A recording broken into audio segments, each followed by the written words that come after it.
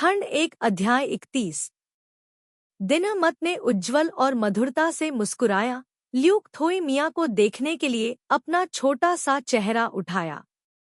Luke थोई मियाँ ने अपना सिर नीचे किया और मुस्कुराते हुए उसके बालों को सहलाया और शायद ही कभी उसकी प्रशंसा की। बहुत अच्छा परीक्षण, ऐसा लगता है कि उस दिन का ज्ञान प्रभावी था। उसने उसके मखमली बालों को फिर से बिखेरा। मैं तुम्हें भविष्य में और अधिक आध्यात्मिक ऊर्जा अवशोषित करने दूंगा। तू खियन इतनी जोर से हंसा कि उसके कंधे हिल गए। क्या यांग ऊर्जा को अवशोषित करें? दिनमत, माँ, तो ऐसा ही है। कोई आश्चर्य नहीं कि दिनमत ने परीक्षा में इतना अच्छा प्रदर्शन किया। टैनन डांग जोर से हंसने लगा। दो मिन्हवी को लगा कि स्कूल से निकले लड़के बहुत ही बेलगाम हैं। उसने तो खियन को घूर कर देखा, जिसने धीरे धीरे अपनी मुस्कान वापस ले ली। ल्यूक थोई मियाँ ने सीधे टैन डांग को लात मारी, हंसते हुए और डांटते हुए कहा, हंसो मत। केवल इस क्षण में दीनमत को वास्तव में वह खुशी महसूस हुई जो उसकी थी। उसने ल्यूक थोई मियाँ का हाथ खींचा और मूर्खतापूर्ण ढंग से मुस्कुराई, यह सोचकर कि जीवन में उसका सारा भाग्य इस कॉलेज प्रवेश परीक्षा में लगा था। शांत होकर दीनमत ने जल्दी से तू खियन और तान डोंग के परिणामों के बारे में पूछा। तू खियन वास्तव में ब्लॉक का डार्क हॉर्स था। ल्यूक थोई मियाँ से केवल 20 अंक पीछे था, लेकिन पिछले वर्षों के स्कोर वितरण को देखते हुए उसे सिंघुआ में आवेदन करने में सक्षम होने की गारंटी थी। टैन डोंग मुस्कुराया, मेरे स्कोर ने मुझे लगभग पहले स्तर पर पहुंचा दिया, लेकिन इतना ही काफी है। मैं कुछ दिनों में साक्षात्कार के लिए बीजिंग जाऊंगा, बस पास हो जाऊंगा। निश्चित रूप से कोई समस्या नहीं है। किन यांग की शारीरिक स्थिति हमेशा बहुत अच्छी रही है और वह निकट दृष्टि दोष से ग्रस्त नहीं है। उसकी शारीरिक स्थिति बिल्कुल मानक के अनुसार है। डू मिंगवेई ने एक पल के लिए सोचा और कहा, तो क्या डिंग जियाओमी सिंघुआ के लिए पंजीकरण कर सकता है? तो खियन ने जवाब दिया, यह संभवतः संभव है, लेकिन स्कोर थोड़ा कम है। कोई प्रमुख विषय चुनना आसान नहीं है।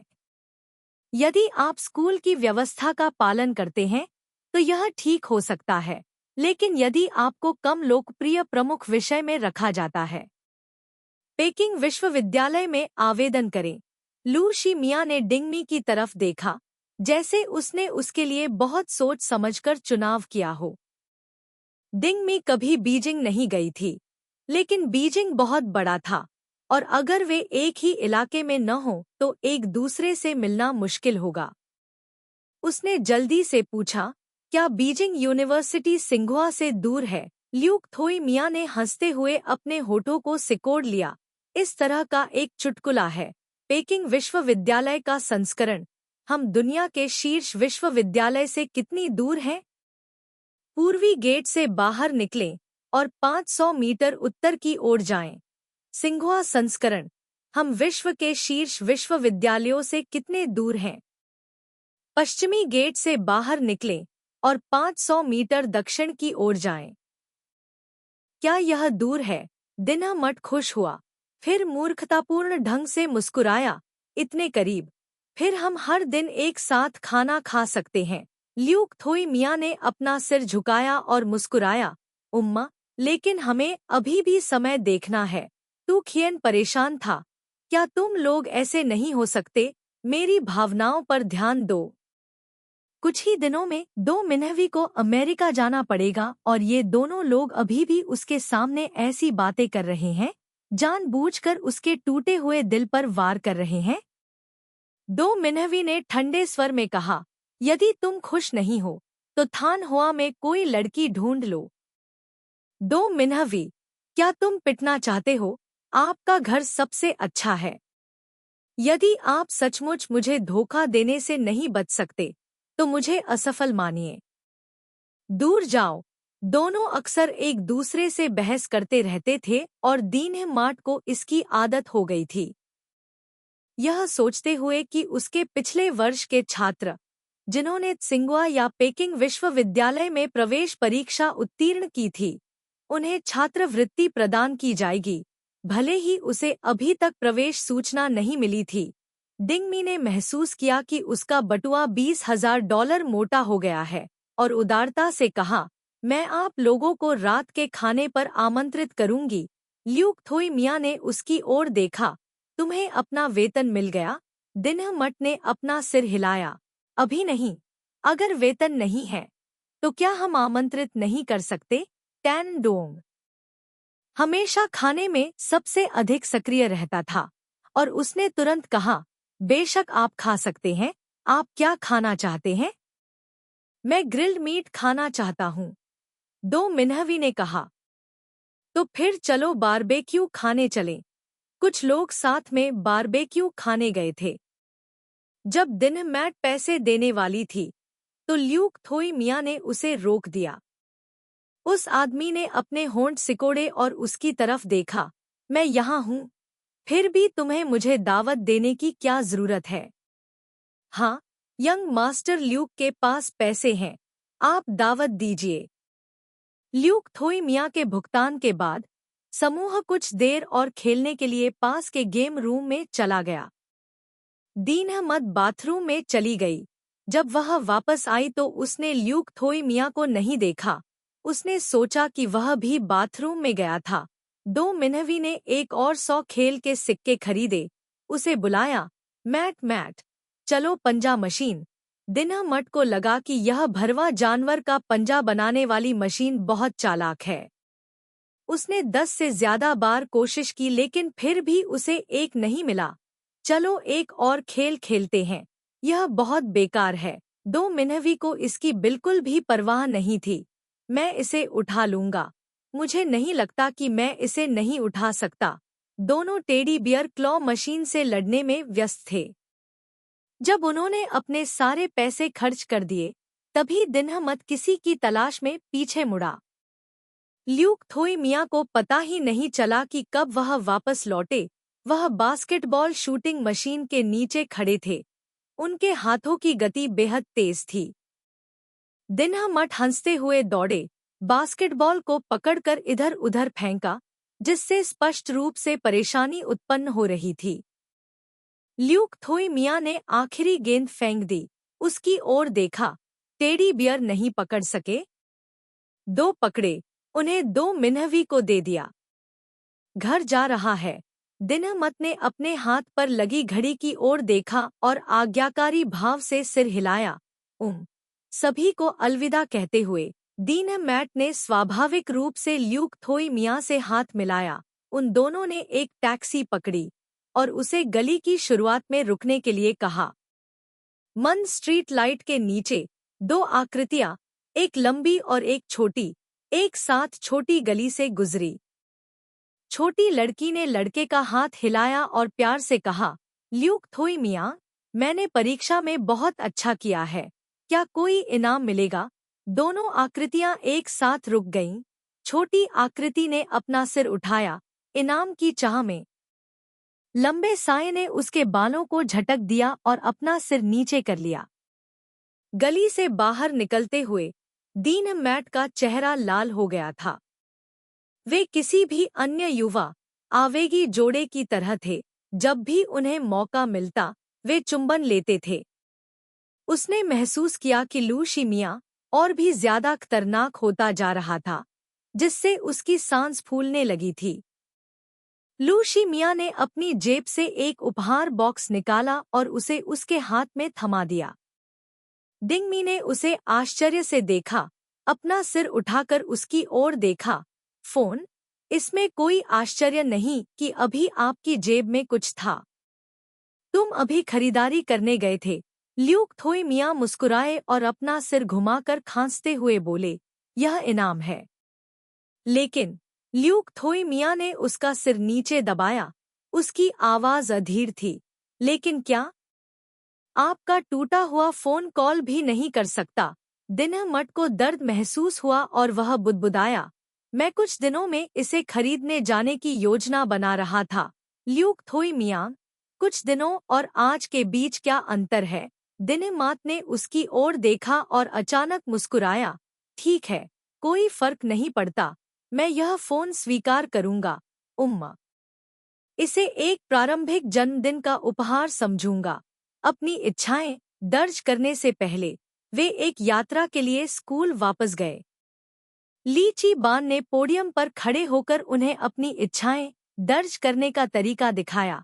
प्रारंभिक पासवर्ड आपका आईडी नंबर है। पंजीकरण प्रणाली में पहली बार लॉग इन करने के लिए इसका उपयोग करने के बाद आपको आगे बढ़ने से पहले अपना लॉगिन पासवर्ड बदलना होगा। अपना आवेदन ऑनलाइन प्रस्तुत करने के अतिरिक्त प्रत्येक व्यक्ति के पास परिवर्तन का एक और अवसर भी होता है, इसलिए आपको अपने माता पिता के साथ इस विषय पर सावधानीपूर्वक चर्चा करनी चाहिए कि किस स्कूल और किस विषय में आवेदन करना है। उस समय स्कूल ने पंजीकरण के स्थान को सीमित नहीं किया था। आप इसे घर पर ऑनलाइन भर सकते थे या आप इसे भरने के लिए स्कूल के कंप्यूटर कक्ष में जा सकते थे। आधे से ज्यादा छात्रों ने इसे घर पर ही भरना चुना। जैसे ही ली ची बान ने बोलना समाप्त किया, किसी ने कहा, इसे घर पर ही भरा गया होगा। मेरे माता पिता ने मुझे इसे भरते हुए देखा होगा। ली ची बान ने दोनों हाथ मेज पर रखे और मुस्कुराते हुए कहा, शायद यह आखिरी बार है जब आप सभी यहाँ बैठे हैं। आप उन छात्रों की सबसे विशेष कक्षा हैं जिनका मैं पिछले कुछ वर्षों में होमरूम शिक्षक रहा हूँ। किसी ने हाथ उठाया। क्या खास है? क्योंकि कक्षा अध्यक्ष और उप कक्षा अध्यक्ष ने नेतृत्व संभाला। इससे पहले कि वह बोलना समाप्त कर पाता, उप कक्षा अध्यक्ष ने अपना सिर पीट लिया। पूरी कक्षा ठहाके लगाकर हंस पड़ी। ली जिबिन ने मुस्कुराते हुए अपना सिर हिलाया, छात्रों की ओर देखते हुए, भविष्य में आप चाहे जिस स्कूल में जाएं, आप कोई भी विषय चुनें या कोई भी नौकरी करें, मुझे उम्मीद है कि आप अपना मूल हृदय बनाए रख पाएंगे। एक पुरुष छात्र ने शिकायत की, मेरे माता पिता ने मुझे शिक्षक बनने के लिए मजबूर किया। बाद में आपके सभी बच्चे मेरे हाथों में आ जाएंगे। पूरी क्लास फिर से हंसने लगी। ली ची बान ने कहा, आखिरकार मुझे उम्मीद है कि आप भविष्य में अक्सर अपने पुराने स्कूल में आएंगे। दिनमत ने अपना सिर झुकाकर अपने बगल में बैठे युवक की ओर देखा। वह मुस्कुरा रहा था और भविष्य के प्रति पूर्ण विश्वास से भरा हुआ था। समय का फल मिलता है, जवानी व्यर्थ नहीं जाती। डिंगमी के शांत और सहज रवैये के विपरीत जू निंग पूरी तरह से विपरीत है। हर दिन वह स्कूलों की जांच करने, पिछले साल के विभिन्न प्रमुखों के प्रवेश स्कोर सुनने, विचार करने और चुनने में व्यस्त रहती है, लेकिन उसका स्कोर वास्तव में बहुत कम है। स्कूल चुनना बहुत मुश्किल है। टिएट चान हर बार उसे डांटने से खुद को नहीं रोक पाता था। डिंगमी पेकिंग विश्वविद्यालय में दाखिला लेने की योजना बना रही है, जबकि तुम केवल ग्रामीण इलाकों में तीसरे दर्जे के स्कूल में जा सकती हो। तुम दोनों स्पष्ट रूप से एक कमरा साझा कर रहे हो। इतना बड़ा अंतर क्यों है? मैंने तुमसे कहा था कि खूब मन लगाकर पढ़ाई करो, लेकिन तुमने मेरी बात नहीं सुनी। इससे पहले जब जू जेन उसे डांटती थी, तो जू निंग एक कान से सुनती और दूसरे कान से निकाल देती। कभी कभी तो बहस भी करती, लेकिन अब जब भी उसे डांटा जाता तो वह रो पड़ती। टिएट चान उसे इस तरह देख नहीं सका। वह केवल आहें भर सका। मुझे प्रांत में जाना होगा। इस स्कूल का स्कोर काफी कम है। रात को दिनमट बिस्तर पर लेटे हुए एक उपन्यास पढ़ रहे थे और समूह संदेशों को देख रहे थे। हर कोई आवेदन भरने के बारे में चर्चा कर रहा था। टोंग तान तो कक्षा उपाध्यक्ष और कक्षा अध्यक्ष ने किस स्कूल में आवेदन किया था? कक्षा अध्यक्ष झेजियांग विश्वविद्यालय उप अध्यक्ष झेजियांग विश्वविद्यालय। और आप? जियांग शिंजी बीजिंग विदेशी अध्ययन विश्वविद्यालय। किसी ने पूछा, डिंगमी के बारे में क्या? पेकिंग विश्वविद्यालय या सिंघुआ विश्वविद्यालय? इस बार दीनमात को कविता के देवता का आशीर्वाद मिला है। अरे, मुझे बहुत ईर्ष्या हो रही है। अगर मेरा एक प्रेमी है जो अच्छी पढ़ाई करता है, तो क्या मुझे भी कविता के देवता का आशीर्वाद मिलेगा? किसी ने गला रुंधते हुए कहा, बेटा, तो तुम समलैंगिक हो? कक्षा अध्यक्ष ने एक रोलिंग स्माइली चेहरा भेजा। पूरे समूह ने उसका अनुसरण किया। पूरी स्क्रीन को स्पैम कर दिया। किनयांग डिंगमी ने बीजिंग विश्वविद्यालय को चुना, हमारे मियाँ भाई से 500 मीटर दूर, अविभाज्य। डिंगमी ने तुरंत यह वाक्य लू शी मियाँ को भेज दिया। लू शी मियाँ ने एक सिर थपथपाने वाला स्टिकर वापस भेजा, अच्छा लड़का। डिंगमी ने ठहाका लगाया, उसे कई थप्पड़ मारने वाले स्टिकर भेजे। जू निंग ने उसकी हंसी सुनी, बिस्तर को देखने के लिए अपना सिर उठाया। उसका मूड और भी उदास और परेशान हो गया, बेहद असहज। डिंगमी ने सामान्य से बेहतर प्रदर्शन किया। जब से उसने डिंगमी के टेस्ट स्कोर देखे, जू निंग को यह लग रहा था कि डिंगमी सिंघुआ या बीजिंग विश्वविद्यालय में आवेदन करने की योजना बनाएगी। कुछ दिन पहले जू जेन ने डिंगमी से पूछा कि वह कौन सा स्कूल चुनना चाहती है, और डिंगमी ने बीजिंग यूनिवर्सिटी का नाम लिया। उस दिन से जू निंग हमेशा असहज महसूस करती रही है। जू जेन ने उसे डांटते हुए स्कूल चुनने में मदद की। उसने पहले ही एक स्कूल चुन लिया था, लेकिन उसे अभी भी डर था कि उसे स्वीकार नहीं किया जाएगा। अगर वह असफल हो जाती है, तो वह अपनी दूसरी पसंद में विश्वविद्यालय से समाचार की प्रतीक्षा कर सकती है। इसकी तुलना में डिंगमी न केवल बीजिंग विश्वविद्यालय में प्रवेश पा गई, बल्कि उसे सिंघुआ से एक सुपर स्मार्ट प्रेमी भी मिला, जो सुंदर था और उसकी अच्छी पारिवारिक पृष्ठभूमि थी। डिंगमी का भविष्य कितना उज्जवल और खुशहाल होगा, इसका अनुमान लगाना संभव था। जू निंग को अचानक समझ में आ गया कि यह बेहद अप्रिय भावना क्या थी। ईर्ष्या। हाँ, वह डिंगमी से नफरत भी करती थी और उसकी प्रशंसा भी करती थी और ईर्ष्या भी करती थी। आज तक जो कुछ बचा था वह ईर्ष्या थी। यह पागलपन की हद तक पहुंच गया था। दो लोगों के भविष्य के जीवन के बारे में सोचना ही दो बिल्कुल विपरीत दिशाओं में विकसित हो रहा था। उसे इसे स्वीकार करना बहुत मुश्किल लगा। डिंगमी की पहली इच्छा पेकिंग विश्वविद्यालय में पत्रकारिता की पढ़ाई करना था, और उसकी अन्य इच्छाएं भी बीजिंग के स्कूलों से थी। वह प्रथम श्रेणी के न्यूनतम स्कोर से 120 अंक अधिक थी। होमरूम शिक्षक ने कहा, वह निश्चित रूप से पेकिंग विश्वविद्यालय में प्रवेश लेगी। अपनी दूसरी पसंद के लिए डिंगमी ने 2 प्रथम श्रेणी के स्कूलों को यादृच्छिक रूप से भर दिया। लू शी मियाँ ने सिंघुआ विश्वविद्यालय के कंप्यूटर विज्ञान प्रमुख के लिए आवेदन किया। पर्यटन स्नातक यात्रा पर जाने का पिछला वादा अंत में पूरा नहीं हो सका, क्योंकि डो मिंग वेई को जल्दी अमेरिका जाना पड़ा। 16 जुलाई को कई लोगों ने डो मिंग वेई को हवाई अड्डे पर विदा किया। डिंगमी की आंखें लाल थीं और डो मिंग वेई भी रो पड़ी, तुम बहुत घृणित हो। ऐसा नहीं है कि मैं वापस नहीं आऊंगी। मैं कुछ महीनों में वापस आ जाऊंगी। दिनेमात की आवाज नाक से निकलने वाली आवाजों से भरी थी। मुझे तुम्हारी याद आएगी। इतने सालों तक साथ रहने के बाद अचानक अलग हो जाना, खोने का वह एहसास वाकई असहज था। डो मिंग वेई के माता पिता ने बच्चों की तरफ देखा, असहायता से सिर हिलाते हुए। डो मिंग वेई ने तु खियन को देखा, जो इस समय तक चुप था।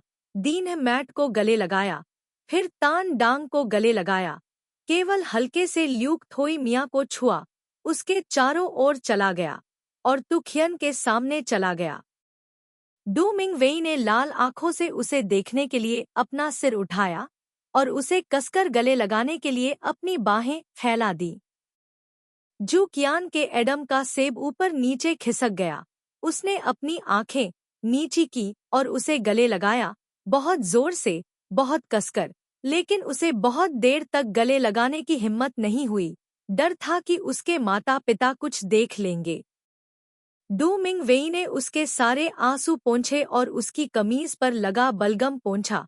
एक वाक्य बुदबुदाया, फिर जाने दिया, मुड़ा और उन्हें अलविदा कहा। डिंगमी ने अपने आंसू पोंछे और देखा कि जू कियान की आंखें भी लाल थी। कॉलेज प्रवेश परीक्षा के बाद उन्होंने अपना पहला अलगाव अनुभव किया। लू शी मिया का पहला समूह प्रवेश नोटिस स्कूल में भेजा गया था। लू शी मिया और जू कियान ने किंगहुआ से एक कदम आगे प्रवेश नोटिस प्राप्त किया। डिंगमी ने अपना नोटिस उठाया और इसे बार बार देखा और लू शी मिया ने उसका मजाक उड़ाया। क्या यह इतना सुंदर है? दिनह मट मुस्कुराए। यह बहुत सुंदर है। मुझे आश्चर्य है कि मेरा प्रवेश नोटिस कैसा दिखता होगा। जब पेकिंग विश्वविद्यालय से प्रवेश सूचना स्कूल में भेजी गई तो डिंगमी को होमरूम शिक्षक का फोन आया। ली जी बिन ने भारी मन से पूछा, डिंगमी, आपने पेकिंग विश्वविद्यालय में प्रवेश के लिए अपनी पहली पसंद नहीं भरी? दिनह मत का दिल बैठ गया। मेरे पास है, उसने घबराते हुए जवाब दिया। उसके दिमाग में एक अप्रिय विचार आया। मैं परीक्षा में पास नहीं हुई। ली ची बान ने आह भरते हुए कहा, मुझे आपका नोटिस नहीं मिल रहा है, लेकिन आपसे कम अंक पाने वाले सभी छात्रों को उनके नोटिस मिल गए हैं। दिनह मात का दिमाग खाली था, भन-भना रहा था, फुसफुसा रहा था। क्या? यह क्या है? तुम्हें मुझसे कम अंक के साथ क्यों स्वीकार किया गया? वह घबरा गई और उसने अनुमान लगाया। क्या डिलीवरी के दौरान कुरियर गायब हो गया था? क्या आप इसे ढूंढ सकते हैं? यदि मैं अपना प्रवेश नोटिस खो दूं, तो क्या मुझे दूसरा नोटिस मिल सकता है? लगातार कुछ सवाल पूछने के बाद डिंगमी ने शांत रहने और खुद को सांत्वना देने की कोशिश की और कहा कि उसने अभी अभी अपना एडमिशन नोटिस खो दिया है। ली जी बिन ने उसे चिंता न करने के लिए कहा और कहा कि वह किसी से उसके बारे में पूछताछ करने के लिए कहेगा। फोन रखने के बाद डिंगमी ने अपना बैग उठाया और घर से बाहर भागी। दरवाजे पर जू निंग से टकरा गई। जू निंग ने उसके कंधे को गले लगाया और भौहें सिकोड़ते हुए कहा, तुम क्या कर रही हो? डिंगमी ने ऐसा अभिनय किया जैसे उसने सुना ही नहीं कि उसने क्या कहा। जल्दी से अपने जूते बदलते हुए लू शी मिया को पुकारा। उसकी आवाज सिसकियों से भर गई। लू शी मिया, प्रधानाध्यापक ने कहा कि पेकिंग विश्वविद्यालय से प्रवेश नोटिस वापस भेज दिया गया है, लेकिन यह मेरा नहीं है। मुझे कम अंक भी मिले हैं। लू शी मिया ने यह सुनने के बाद उसका मूड भारी हो गया। उसने उसे दिलासा दिया, जल्दी मत करो, चलो स्कूल चलते हैं और देखते हैं। जू निंग पहले ही कमरे में प्रवेश कर चुकी थी। डिंगमी की बातें सुनकर उसका चेहरा पीला पड़ गया। उसने घबराहट में अपना सिर घुमाया और जल्दी से उसकी ओर देखा। डिंगमी ने नहीं देखा। अपने जूते बदलने के बाद वह जल्दी से घर से निकल गई। जू निंग मौके पर ही जम गई। उसने अपनी मुट्ठी भींच ली। अचानक थोड़ा डर गई। डिंगमी लू शी मिया से मिली। उसका चेहरा पीला पड़ गया। वे दोनों जल्दी से स्कूल चले गए। एडमिशन नोटिस खो नहीं गया था, क्योंकि डिंगमी को एडमिशन नहीं मिला था। जिस क्षण उसे खबर मिली, डिंगमी मौके पर ही फूट फूट कर रोने लगी। उसे नहीं पता था कि उसे एडमिशन क्यों नहीं मिला। वास्तव में समस्या क्या थी? लू शी मिया ने उसे रोते हुए देखा, अपनी आंखें बंद की और उसे गले लगा लिया। डिंगमी के 18 सालों में वे सबसे काले और सबसे चिंताजनक दिन थे। इच्छाओं के दूसरे समूह के लिए प्रवेश सूचना स्कूल को भेजी गई थी। डिंगमी को पत्रकारिता में प्रमुखता के साथ दक्षिण के एक प्रथम श्रेणी के विश्वविद्यालय में प्रवेश दिया गया था। जिस दिन उसे प्रवेश सूचना मिली, डिंगमी का आत्मविश्वास पहाड़ की तरह ढह गया और वह सीधे लू शी मिया के घर भाग गई। जैसे ही लू शी मिया ने दरवाजा खोला, उसने उसे कसकर गले लगा लिया। छोटी लड़की ने उसे गले लगाया और बुरी तरह रोई, इस हद तक कि वह एक पूरा वाक्य भी नहीं बोल पाई। हूँ। क्यों? क्यों? क्यों? चाहे वह इस बारे में कितना भी सोचे, वह समझ नहीं पाई कि ऐसा क्यों हुआ। उसने इतने दिनों तक इतनी मेहनत की, इतने दिनों तक सारी रातें जागती रहीं, सिर्फ इसलिए कि उसे अच्छे अंक मिले, अच्छे स्कूल में दाखिला मिले, वह स्वतंत्र और आत्मनिर्भर हो, उसे अब दूसरों का मुंह देखने की जरूरत न पड़े। वह बीजिंग जाना चाहती थी। बीजिंग के किसी स्कूल ने उसे क्यों नहीं स्वीकार किया? वह सिर्फ बीजिंग जाना चाहती थी। लू शिमिया के शहर में रहना चाहती थी।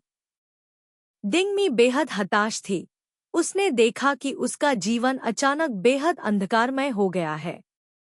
लू शिमिया ने अपना चेहरा दूसरी ओर मोड़ लिया, जोर से आह भरी। उसने उस छोटी लड़की को गले लगाया जो चुपचाप उसकी बाहों में रो रही थी।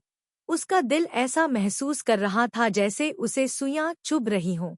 बेहद दर्दनाक। आखिर वह सिर्फ 19 साल का लड़का था।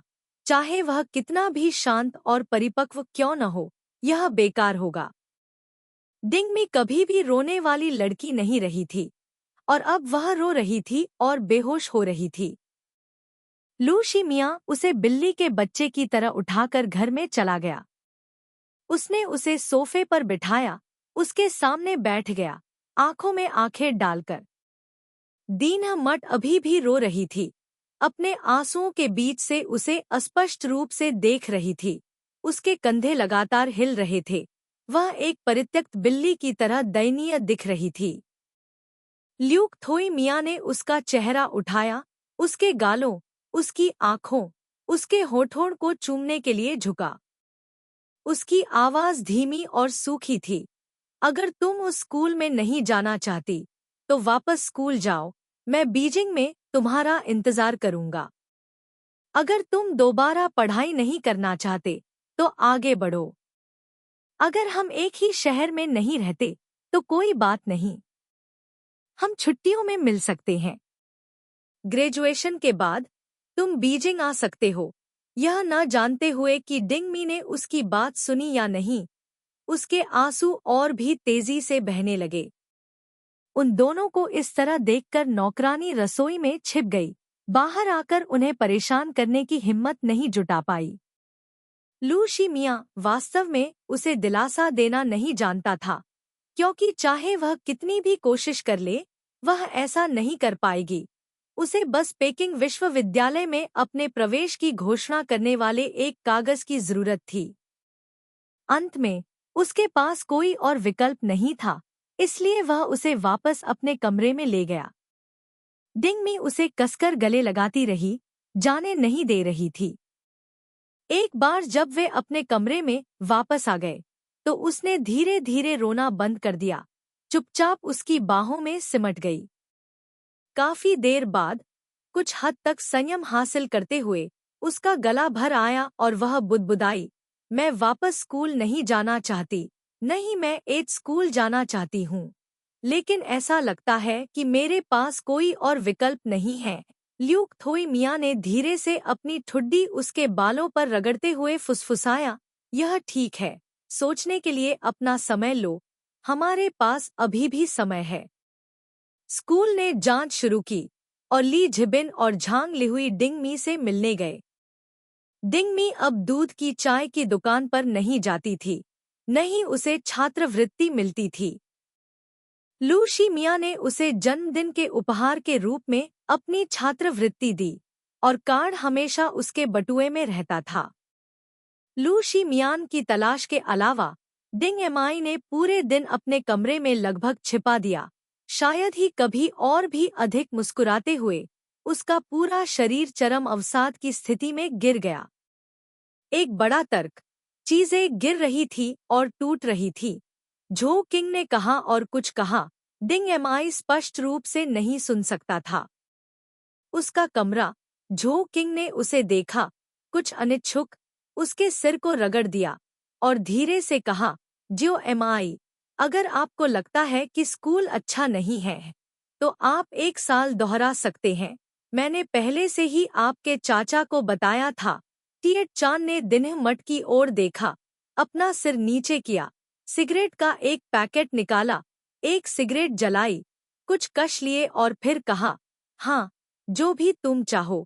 अगर तुम्हारा मूड ठीक नहीं है, तो मैं तुम्हें दोस्तों के साथ बाहर जाने, आराम करने के लिए बाहर घूमने जाने के लिए पैसे दूंगा। यह शायद दुर्लभ अवसर था जब टाई जेन ने उसके साथ अच्छा व्यवहार किया। दिनहमट ने उनकी ओर देखा और अचानक निर्णय लिया, मैं दोबारा यह क्लास नहीं लूंगा। चू थान स्तब्ध रह गया। टिएट चान ने उसे आंखों से इशारा किया। चू थान एक पल के लिए चुप हो गया और बोला, टियो मैट, अगर तुमने फैसला कर लिया है तो स्कूल से कहो कि जांच बंद कर दे। दिनहमट का चेहरा तुरंत बदल गया। यह कैसे संभव है? क्या आप नहीं जानना चाहते कि क्या हुआ? चू किंग कुछ कहना चाहता था लेकिन रुक गया। जू जेन ने धूम्रपान करने के लिए अपना सिर नीचे कर लिया। आसपास सिगरेट की गंध से भर गया था।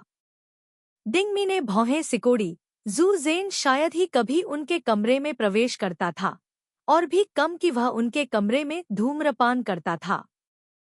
चू किंग ने और कुछ नहीं कहा, पहले कमरे से बाहर निकल गया। जू जेन उसके पीछे पीछे चला गया। एक पल में अगले दरवाजे से फिर से बहस की आवाज आई। वास्तविकता को स्वीकार करते हुए डिंगमी ने धीरे धीरे खुद को संभाला। लू शी मिया को खोजने के लिए दौड़ी। लू शी मिया उसे वापस कमरे में ले गईं। पूछा, क्या तुमने इस बारे में सोचा है? दिनहमत ने सिर हिलाया। फिर से मुस्कुराकर बोले, तुम मुझे नहीं मारोगे? तुमने कहा था कि अगर मैं परीक्षा में फेल हो गया तो तुम मुझे पीटोगे, है ना? ल्यूक थोई मिया ने उसकी ओर देखा और आत्महीनता से हंसते हुए कहा, तुम्हें मारना मेरे लिए खुद को प्रताड़ित करने जैसा है। क्या तुम यह नहीं कह सकते कि तुम उससे प्यार करते हो? दिनहमट ने अपने कंप्यूटर की ओर देखा। स्क्रीन प्रोग्रामों से भरी हुई थी। उसे कुछ समझ नहीं आया। उसने उसकी ओर देखा। मुझे गेम खेलना सिखाओ, ल्यूक थोई मिया ने गुनगुनाया। इंटरफेस बंद कर दिया। वॉलपेपर खोला। आप क्या खेलना चाहते हैं? डेस्कटॉप पर सिर्फ कुछ ही गेम थे। दिनहमत ने पहले कभी कोई गेम नहीं खेला था, इसलिए उसने पास झुककर पूछा, कौन सा गेम सबसे आसान है? ल्यूक थोई मिया ने एक आइकन पर क्लिक किया, जिससे वह उसके लिए अयस्क खोदने चला गया। तुम्हारे पिताजी हमेशा घर पर क्यों नहीं रहते? मेरे पिताजी कभी कभार ही यहाँ आते हैं। उसके माता पिता कई सालों से अलग अलग रह रहे थे। शायद उनका अपना जीवन था, डिंगमी ने सोचा, और फिर उसने और कुछ नहीं पूछा। दरवाजे के बाहर अचानक तेज हवा चलने लगी। बारिश होने वाली थी। डिंगमी दरवाजा बंद करने में उसकी मदद करने के लिए दौड़ी, लेकिन एक दरवाजा ऐसा था जिसे वह किसी भी कीमत पर नहीं खोल सकती थी। लू शी मिया वहां गया, ऊपर की कुंडी खोली, कांच का दरवाजा बंद किया, अपना सिर नीचे किया और हंसा। क्या तुम बेवकूफ हो? दिनहमट ने मुंह बनाते हुए कहा, मुझे परवाह नहीं है। ल्यूक थोई मिया अपनी कुर्सी पर वापस बैठ गए। क्या आप फिर से खेलना चाहते हैं? वह उसे सिर्फ अयस्क खोदना सिखा रहा था, बिल्कुल खुश नहीं था। दिनहमत ने अपना सिर हिलाया, अपने स्कूल बैग से एक उपन्यास निकाला, अपने बिस्तर पर बैठ गया और पढ़ने लगा। फैटी गुई को पता ही नहीं चला कि कब वह भागकर लू शी मिया के बिस्तर पर कूद गया। लू शी मिया ने उसे फेंक दिया और आराम से दरवाजा बंद कर दिया। मूसलाधार बारिश शुरू हो गई। बारिश की हर बूंद कांच के दरवाजे से टकरा रही थी। कमरे में कोई रोशनी नहीं थी। धीरे धीरे अंधेरा हो रहा था। डिंगमी थका हुआ बैठा था। लू शी मिया की पीठ पर नजर डाली, चुपचाप अपने बिस्तर पर लेट गया, किताब को अपने हाथ के नीचे दबाया और पढ़ना जारी रखा। बहुत देर तक पीछे सन्नाटा रहा। लू शी मिया ने अपना सिर घुमाकर देखा। उसकी स्कर्ट उसकी जांघों तक सरक गई थी। उसके पैर सीधे और पतले थे। उसकी त्वचा बर्फ की तरह सफेद थी। उसकी आंखें रुक गईं। उसने कहा, डिंगमी, यहाँ आओ। दिनहमट असमंजस में उठ बैठे। क्या हुआ? ल्यूक थोई मिया को समझ में नहीं आ रहा था कि क्या कहे। अगर वह उससे कहे कि अब वह उसके बिस्तर पर न लेटे, तो क्या वह कुछ अजीब सोचेगा? नहीं। वह सीधे खड़ा हुआ, उसका हाथ खींचा और उसे जबरदस्ती खड़ा किया। यहाँ आओ और मेरे लिए कुछ अयस्क खोदो। दीनमत ने सिर्फ अच्छा हिस्सा पढ़ा। वह कैसे जाना सहन कर सकता था। उसने विरोध करने के लिए संघर्ष किया। मैं नहीं जाना चाहता, आप इसे स्वयं खोदें। ल्यूक थोई मियाँ ने उसकी कमर पकड़ी और उसे बिस्तर से नीचे ले गया। दिनमैट ने अनजाने में ही अपनी बाहें उसकी गर्दन के चारों ओर लपेट ली। उसके पैर जमीन को छू रहे थे। उसका बायां पैर उसके पैर पर था। उनकी आंखें एक दूसरे को चुपचाप और ध्यान से देख रही थी। डिंगमी ने पलकें झपकाईं। उसका चेहरा अचानक लाल हो गया। लू शी मियाँ ने अपने होठों को सिकोड़ा, अपना सिर नीचे किया और उसे गहराई से चूमा। डिंगमी थोड़ा पीछे झुकी। उसके पैर उसके और बिस्तर के किनारे के बीच फंस गए थे। पीछे हटने के लिए कोई जगह नहीं थी। उसके पैर अचानक लंगड़े हो गए और वह पीछे गिर गई। लू शी मियाँ उसे वापस गले लगा सकते थे, लेकिन उन्होंने ऐसा नहीं किया और वे दोनों एक साथ बिस्तर पर गिर गए। उसने उसे अपने नीचे दबा लिया। कॉलेज प्रवेश परीक्षा के बाद से उन दोनों ने बहुत अधिक चुमा। डिंगमी के लिए चुंबन पहले से ही संतोषजनक था, लेकिन लू शी मियाँ के लिए उन्हें धीरे धीरे लगा कि यह अब पर्याप्त नहीं था।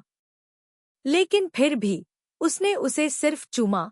उसके हाथ चुपचाप उसकी कमर को सहला रहे थे।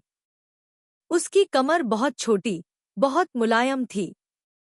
दीनमत का दिल ढोल की तरह धड़क रहा था। ऊपर वाला व्यक्ति भारी और कठोर दोनों था। इस भार की अनुभूति ने उसे बेतहाशा सोचने पर मजबूर कर दिया। क्या ल्यूक थोई मियाँ कुछ करना चाहता था? यह सच था कि ल्यूक थोई मियाँ कुछ करना चाहता था, लेकिन उसे पता था कि यह अभी काफी नहीं है। उसने उसे कुछ देर तक चूमा, फिर अपना सिर उसकी गर्दन में दबा लिया, भारी सांस लेते हुए, बिना हिले डुले। दीनमैट का शरीर अकड़ गया। वह थोड़ा हिलने डुलने में असमर्थ था। हिलना मत। उसकी आवाज बदल गई थी। लेकिन दीनमत अपने पैरों को थोड़ा हिलाने से खुद को नहीं रोक पाई। अचानक किसी अजीब चीज से टकरा गई। वह पूरी तरह से स्तब्ध रह गई। दो मिनवी ने उसे बहुत सारे रोमांस उपन्यास दिए। किताबों में पुरुषों और महिलाओं के बीच अंतहीन प्रेम का कुछ वर्णन था।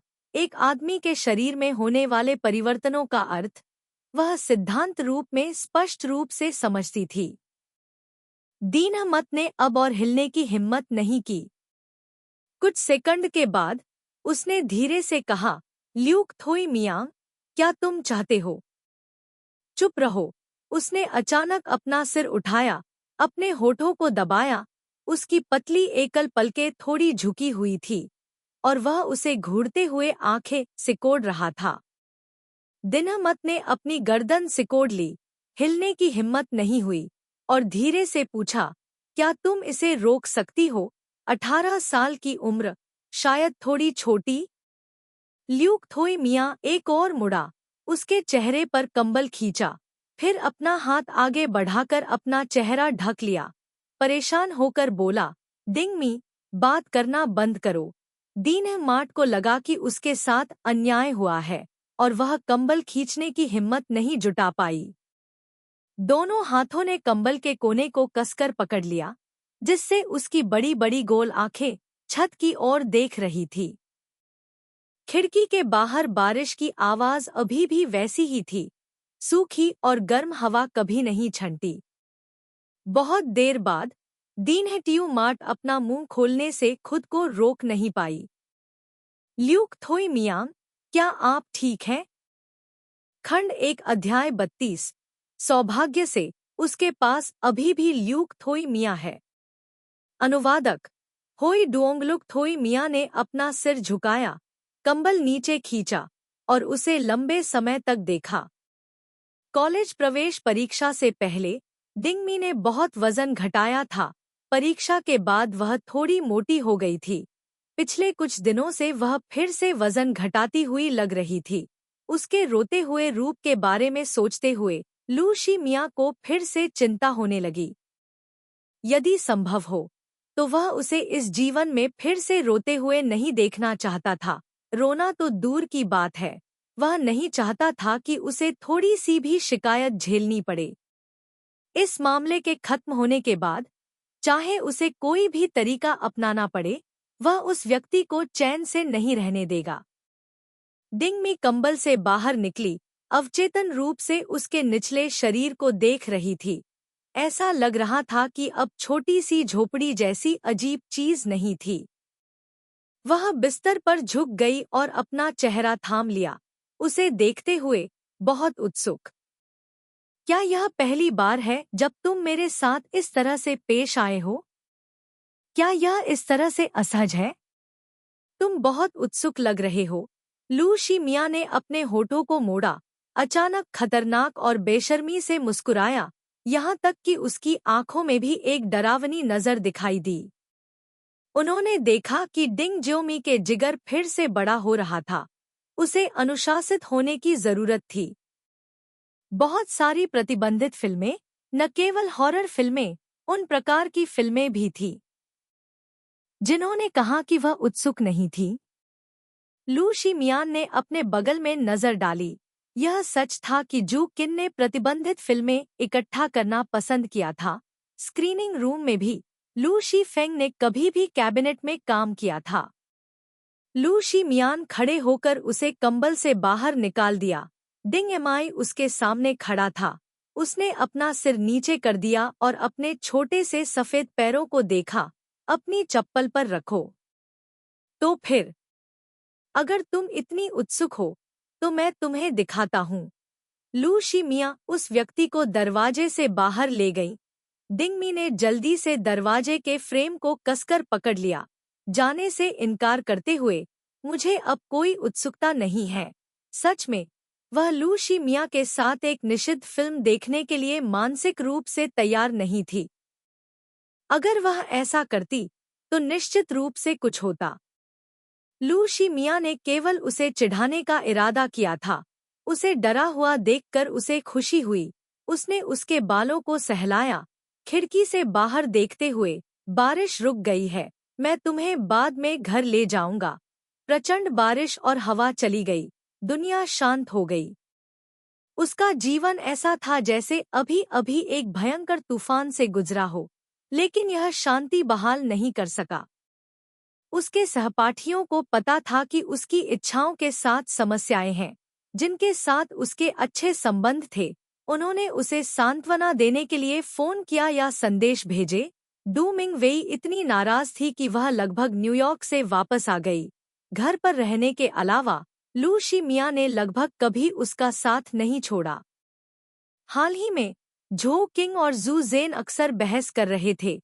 डिंगमी को घर पर रहना और हर दिन सोना बहुत बुरा लगता था। 10 बजे के बाद पहुंचे, फिर ल्यूक थोई मिया के साथ दोपहर का भोजन करने चले गए, फिर पूरी दोपहर उनके साथ रहे। ऐसा लगता था कि उसे देखकर ही उसके दिल की गहराइयों में दबी हुई नाराजगी, अवसाद और अनिच्छा जैसी जटिल, बेचैन भावनाएं शांत हो सकती थी। पहले वह बस जल्दी ही विश्वविद्यालय में प्रवेश पाने, स्कूल में रहने, स्वतंत्र होने, लू शी मिया के साथ एक ही शहर में रहने में सक्षम होने की उम्मीद करती थी। उसने मन ही मन यह भी सोचा कि जब वे थोड़े बड़े हो जाएंगे, तो वे बाहर एक घर किराए पर ले सकते हैं। अब वह पूरी तरह से उम्मीद खो चुकी थी, और यहाँ तक कि कुछ हद तक इसका विरोध भी करती थी। घर पर नहीं रहना चाहती थी, और विश्वविद्यालय नहीं जाना चाहती थी। ऐसा लग रहा था जैसे उसका जीवन अचानक एक अंधे स्थान पर आ गया था। कोई उम्मीद नहीं देख पा रही थी। वह केवल 18 वर्ष की थी। उसे यह सब दुख क्यों सहना पड़ा? लेकिन वह हमेशा उसके घर पर नहीं रह सकती थी। डिंगमी ने अपना सिर नीचे किया। उसका मूड पूरी तरह से खराब था। लू शी मिया ने उसे अपनी बाहों में जकड़ लिया। डिंगमी ने उसे गले लगाया, और पलक झपकते ही उसने उसे दीवार से सटा दिया और चूम लिया। लू शी मिया ने उसे गहराई से धीरे धीरे चूमा। अगर तुम वापस नहीं जाना चाहती हो, तो यहीं रहो, डिंगमी ने अपना सिर हिलाते हुए कहा। यह अच्छा नहीं है। लू शी मियाँ ने उसे जाने देने से पहले थोड़ी देर और चुमा, उसे घर ले जाने से पहले रात के खाने के लिए रखा। डिंगमी स्कूल की जांच के नतीजों का इंतजार कर रही थी। झो किंग और जू जेन ने उसे एक यात्रा के लिए पंजीकृत करने की पेशकश की, लेकिन उसने मना कर दिया। एक्सुई निंग को एक प्रांत में एक तीसरे स्तर के विश्वविद्यालय द्वारा भर्ती किया गया था। एक्सुई जेन ने उसे बाहर जाने और खेलने के लिए कुछ पैसे दिए, और उसने शाम को कई दिनों तक उसे नहीं देखा। उसका फोन जमीन पर गिर गया। रसोई और चिल्लाया, माँ, माँ, तुम्हारे साथ क्या गलत है? चम्मच नीचे रख दिया और रसोई से बाहर निकल गई। डिंगमी ने अपना सिर घुमाया, उसकी आंखें लाल थीं। उसकी आंखों के कोनों में आंसू भर आए, लेकिन एक भी बूंद नहीं गिरी। उसने केवल अपनी ठंडी दादी को देखा। वह अचानक असहाय होकर हंसी। माँ, प्रधानाध्यापक ने मुझे बताया कि मेरी इच्छाएं आपने बदल दी हैं। क्या आपको यह मजेदार लगता है? मैं आपका बच्चा हूँ। आप मेरी इच्छाएं कैसे बदल सकती हैं? पेकिंग विश्वविद्यालय एक स्कूल से बहुत बेहतर है। आपकी माँ आपको ऐसा मूर्खतापूर्ण विकल्प चुनने में कैसे मदद कर सकती है? लेकिन प्रधानाध्यापक ने कहा कि माँ व्यक्तिगत रूप से बात करने के लिए स्कूल गई थी। स्कूल से जांच बंद करने के लिए कह रही थी। क्या आपको यह मजेदार लगता है? झो किंग की आंखें भी लाल थीं। वह चलने के लिए संघर्ष कर रहा था और उसके सिर को थपथपाया। उसकी आवाज कर्कश थी। इस बार यह माँ है जिसने आपके साथ गलत किया है। यदि आप अध्ययन को दोहराना चाहते हैं, तो माँ जियाओ बिन को जू परिवार में वापस ले जाएगी और 1 साल तक आपके साथ रहने पर ध्यान केंद्रित करेगी। यदि आप नहीं चाहते हैं, तो वास्तव में एच स्कूल भी बहुत अच्छा है। डिंगमी ने उसे दूर धकेल दिया। ऐसा लग रहा था कि उसने अपनी पूरी ताकत लगा दी थी। झो किंग को जमीन पर धकेल दिया गया था। डिंगमी की आंखें सिकुड़ गईं। उसने अपना चेहरा दूसरी ओर घुमा लिया, अपने दांत पीस लिए। उसका मूड आखिरकार खराब हो गया। वह फर्श पर बैठकर सिसकने के अलावा कुछ नहीं कर सकी। झो किंग ने उसकी ओर देखा, अपना चेहरा भी ढक लिया और रोते हुए बोली, जियोमी, मुझे माफ कर दो, मेरे पास वाकई कोई और विकल्प नहीं है। जू जियाओ बिन अभी छोटी थी। अपनी बहन और माँ को अचानक रोता देख वह भी डर गई और फूट फूट कर रोने लगी। जू जेन घर लौटी और उसने वह दृश्य देखा। घर में कोहराम मच गया था। डिंगमी अचानक उठ खड़ी हुई और दरवाजे की ओर भागी। झो किंग को डर था कि वह कुछ बेवकूफ़ी न सोच ले, इसलिए वह जल्दी से दौड़ी और उसे कसकर गले लगा लिया। तुम कहाँ जा रही हो? डिंगमी ने संघर्ष किया, ठंडे स्वर में कहा। माँ, मुझे जाने दो। झो किंग ने जाने की हिम्मत नहीं की। गुस्से से जू जेन को देखते हुए लगभग बोल ही दिया। टाई जेन थक गया था और असहाय था। वह चला गया और धीमी आवाज में कहा, जियाओमी, तुम्हारी माँ ने मुझे पहले ही बता दिया है, अगर कुछ है तो हम अंदर बात करेंगे। अगर तुम इस तरह से भागोगी तो तुम्हारी माँ तुम्हारी चिंता करेगी। डिंगमी ने एक शब्द भी नहीं कहा। 18 साल में पहली बार उसे किसी से नाराजगी थी, और वह व्यक्ति उसकी माँ थी। झो किंग ने उसे इस तरह देखा और रोना बंद नहीं कर सका। उसने अपना सिर टाई जेन को देखने के लिए घुमाया। टाई जेन ने आह भरी, अपनी आंखों का इस्तेमाल उससे विनती करने के लिए किया और अपना सिर हिलाया। चू किंग ने अचानक डिंगमी को गले लगा लिया और भी जोर से रोने लगी। उसे इस तरह देखकर डिंगमी धीरे धीरे शांत हो गई। उसने अपने आंसू पोंछे और चू किंग की तरफ देखा। उसकी आवाज ठंडी थी। मैं अब घर पर नहीं रहना चाहती। मैं कुछ दिनों के लिए एक दोस्त के घर पर रहूंगी। चिंता मत करो, माँ। मैं कोई बेवकूफी नहीं करूंगी। चू किंग एक पल के लिए झिझकी और अपनी पकड़ ढीली कर दी। डिंगमी ने तुरंत उसे दूर धकेल दिया और बिना किसी हिचकिचाहट के दरवाजे से बाहर निकल गई। चू किंग चिंतित थी और उसका पीछा करने वाली थी जब जू जेन ने उसे वापस खींच लिया। उसने कहा, पहले उसे शांत होने दो। वह अब तुम्हारी कोई भी बात नहीं सुनेगी। तुम्हें डर है कि मैं तुम्हारे बारे में बता दूंगी, है ना? टिएट चान, मैं तुमसे कह रहा हूँ, अगर सचमुच दिन्ह मठ को कुछ हो गया तो तुम और मैं खत्म हो जाएंगे। चू किंग ने दरवाजे से बाहर देखा।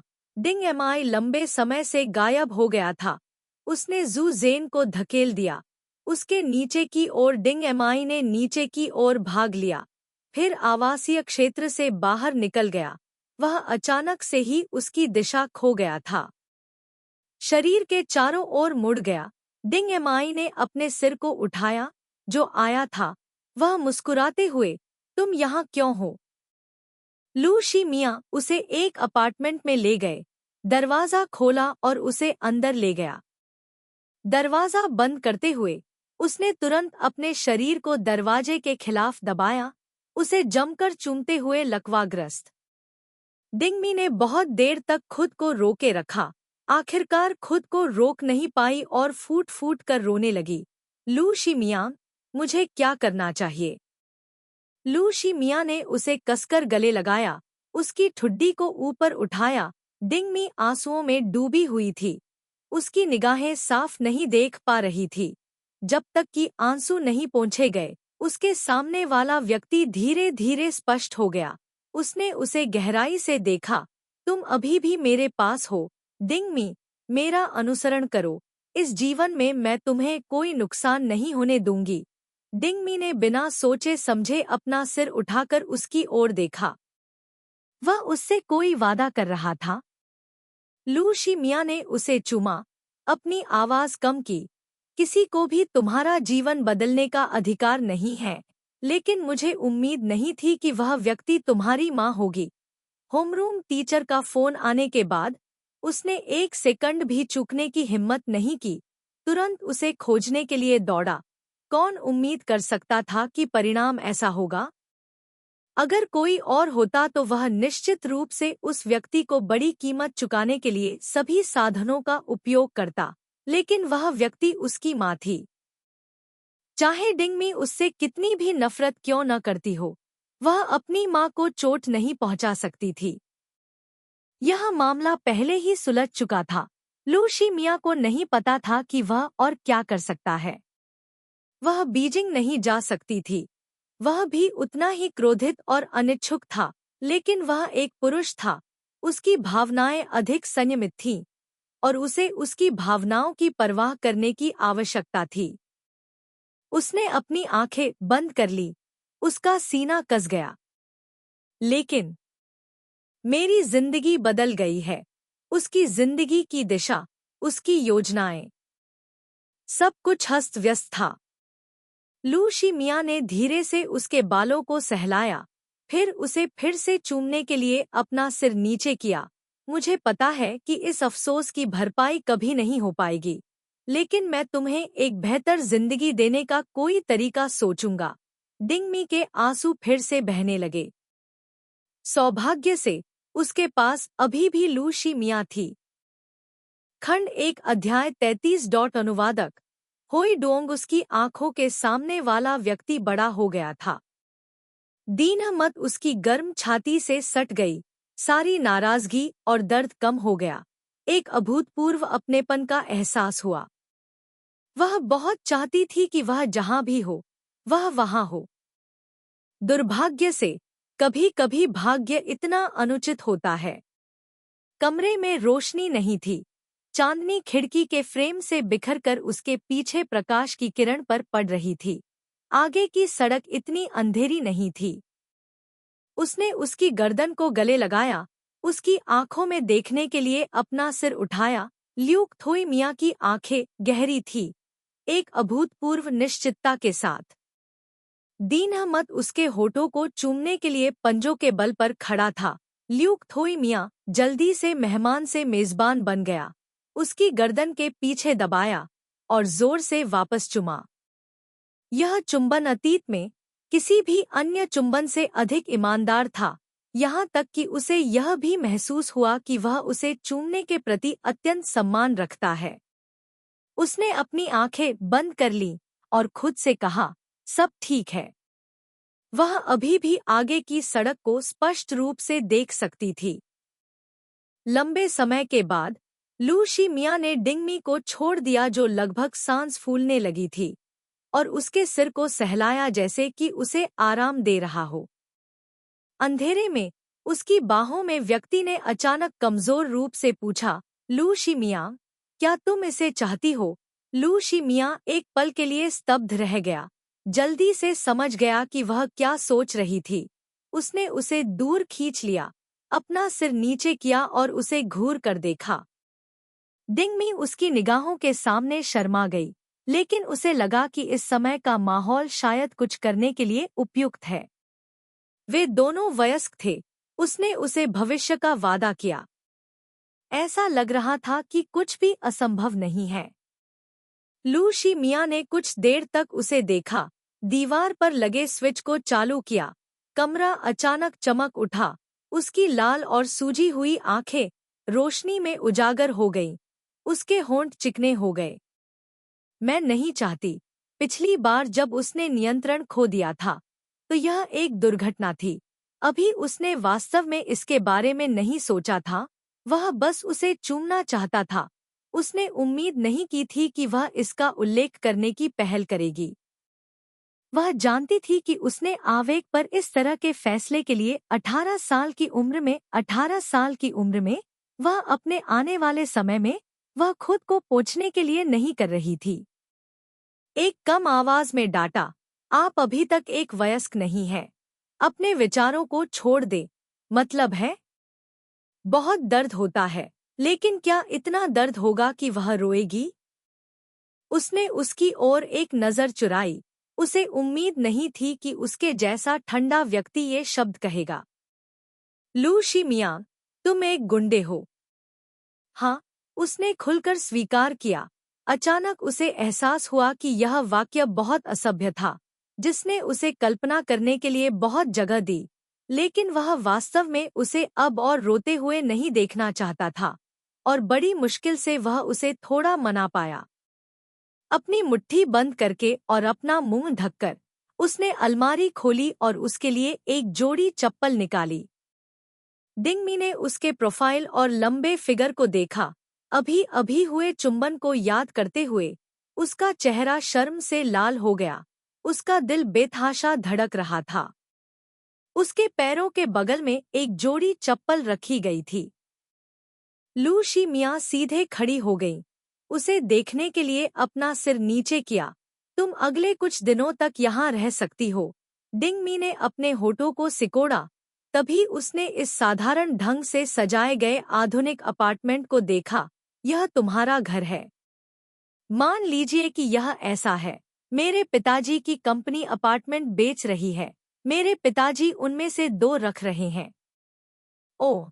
लू शिमिया ने अपना सिर घुमाया और उसकी ओर देखा। जाओ, अपना चेहरा धो लो। तुम बहुत बदसूरत हो। डिंगमी को भी लगा कि वह अभी बहुत बुरी लग रही है। उसने अपना चेहरा रगड़ा और बाथरूम में चली गई। उसने नल खोला, चेहरे पर पानी छिड़का। उसके गीले बाल उसके गालों से चिपके हुए थे। ल्यूक थोई मियाँ ने उसे तौलिया पकड़ाया, दरवाजे के सहारे झुककर उसे देखा, उसके कपड़े धोने का इंतजार किया और फिर उसे तौलिया थमा दिया। दिनमत ने अपना चेहरा पोंछा, शीशे में खुद को देखा। उसकी आंखें अभी भी थोड़ी सूजी हुई थी। खुद पर हंसे बिना नहीं रह सका। हाल ही में मैंने अपने जीवन के सभी आंसू रोए होंगे। ल्यूक थोई मियाँ ने अपने होठों को सिकोड़ा। यह अच्छा है। भविष्य में अब और मत रोना। दिनमत ने शीशे में से अपनी साइड प्रोफाइल को देखा। उसकी एक पलक थोड़ी तिरछी थी, हमेशा आकर्षक दिखती थी। वह अक्सर सोचती थी, एक पलक वाला लड़का इतना सुंदर कैसे हो सकता है? जाहिर है, पारंपरिक सुंदर लड़कों की सभी दोहरी पलकें होती हैं। वह बुदबुदाई, तुमने अभी कहा था कि तुम मुझे रुला दोगे। लू शिमिया ने अपना सिर नीचे किया और धीमी आवाज में चेतावनी दी। डिंग जियाओमी, गुंडे की तरह व्यवहार मत करो, तुम परिणाम नहीं भुगत पाओगे। डिंगमी ने नाक भौं सिकोड़ी। पहले गुंडा कौन था? उसने तौलिया निचोड़ा और उसकी ओर देखने के लिए मुड़ी। क्या यहाँ कोई है? नहीं, तो वह जानबूझकर उसे यहाँ लाया है। उसने आह भरी। तुम्हें कैसे पता कि मैं वापस नहीं जाना चाहती? तुम वापस जाना चाहते हो?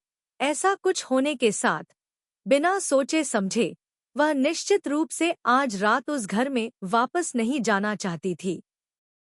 अगर वह वापस जाना भी चाहती, तो लू शी मियाँ सहमत नहीं होते। किस तरह की माँ ऐसा कुछ करेगी? ल्यूक थोई मियाँ ने अपने होठों को भींच लिया। दमन की भावना अनियंत्रित रूप से उसके सीने में उमड़ पड़ी, जिससे शांत होना मुश्किल हो गया। उसने आह भरी, उसके बालों को सहलाया और उसे कसकर गले लगाया। तुम अभी यहीं रह सकती हो।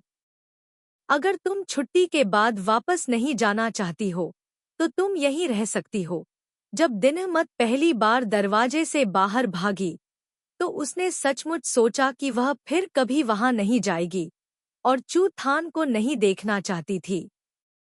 उसने फुसफुसाते हुए कहा, मुझे बताओ, यह मेरी माँ क्यों है? मैंने पहले ही अपने भाग्य को स्वीकार कर लिया है। यह कोई फर्क नहीं पड़ता कि यह कौन है, लेकिन मुझे यह मेरी माँ होने की उम्मीद नहीं थी।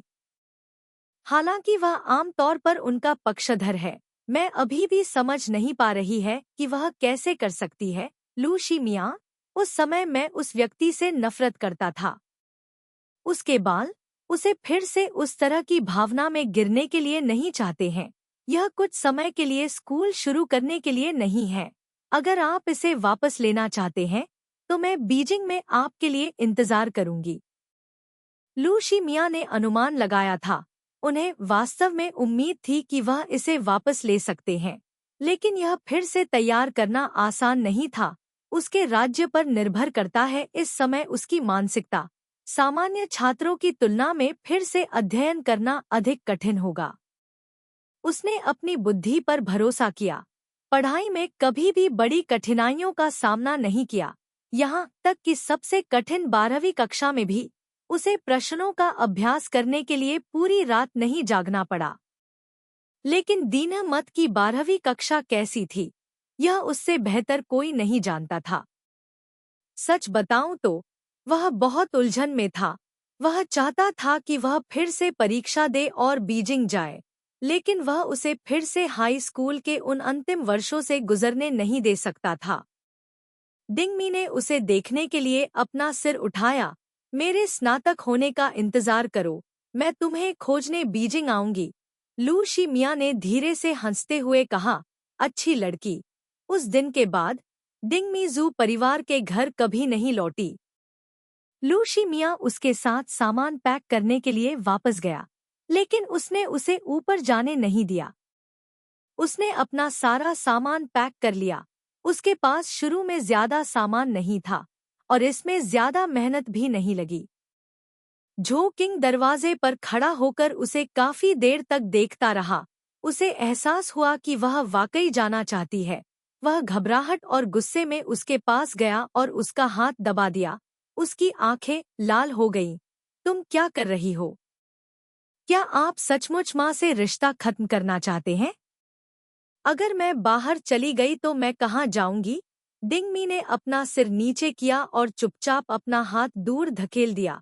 लगन से अपना सामान पैक करना जारी रखा। उसकी चीजें मुख्य रूप से किताबें थीं। उसने उन्हें एक एक करके बक्सों में रखा।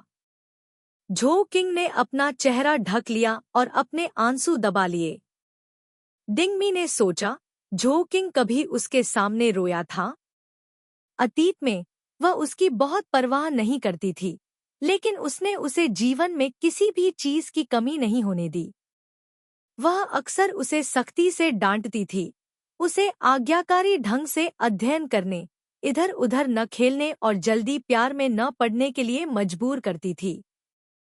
लोग वास्तव में ऐसा काम नहीं कर सकते जो उनके दिलों के लिए शर्मनाक हो। यहाँ तक कि उसकी माँ भी उसके सामने विनम्रता से बोलती थी। डिंगमी को वास्तव में दुख हुआ। उसने उसे देखने के लिए अपना सिर उठाया। मैं नहीं चाहती और मैं तुम्हारे साथ संबंध नहीं तोड़ सकती, लेकिन मेरे पास वास्तव में तुम्हें माफ करने का कोई तरीका नहीं है। खंड 1 अध्याय 34। अनुवादक होई डोंग चू थान ने बहुत सख्त दिखने की हिम्मत नहीं की। दिनमत ने उसे न देखने का नाटक किया। उसके पास हाई स्कूल के ज्यादा कपड़े नहीं थे और वह यूनिवर्सिटी में दाखिल होने वाली थी। कुछ सेट ऐसे थे जिन्हें वह अब और नहीं पहन सकती थी, इसलिए उसने उन सभी को प्लास्टिक बैग में फेंक दिया। इसलिए उसके कपड़े और जूते एक सूटकेस में भी नहीं भर पाए। किताबों से भरे 5 कार्डबोर्ड बॉक्स और एक सूटकेस ही उसका सारा सामान था। यह सूटकेस डू मिंग वेई द्वारा विदेश जाने से पहले उसे दिया गया जन्मदिन का तोहफा था।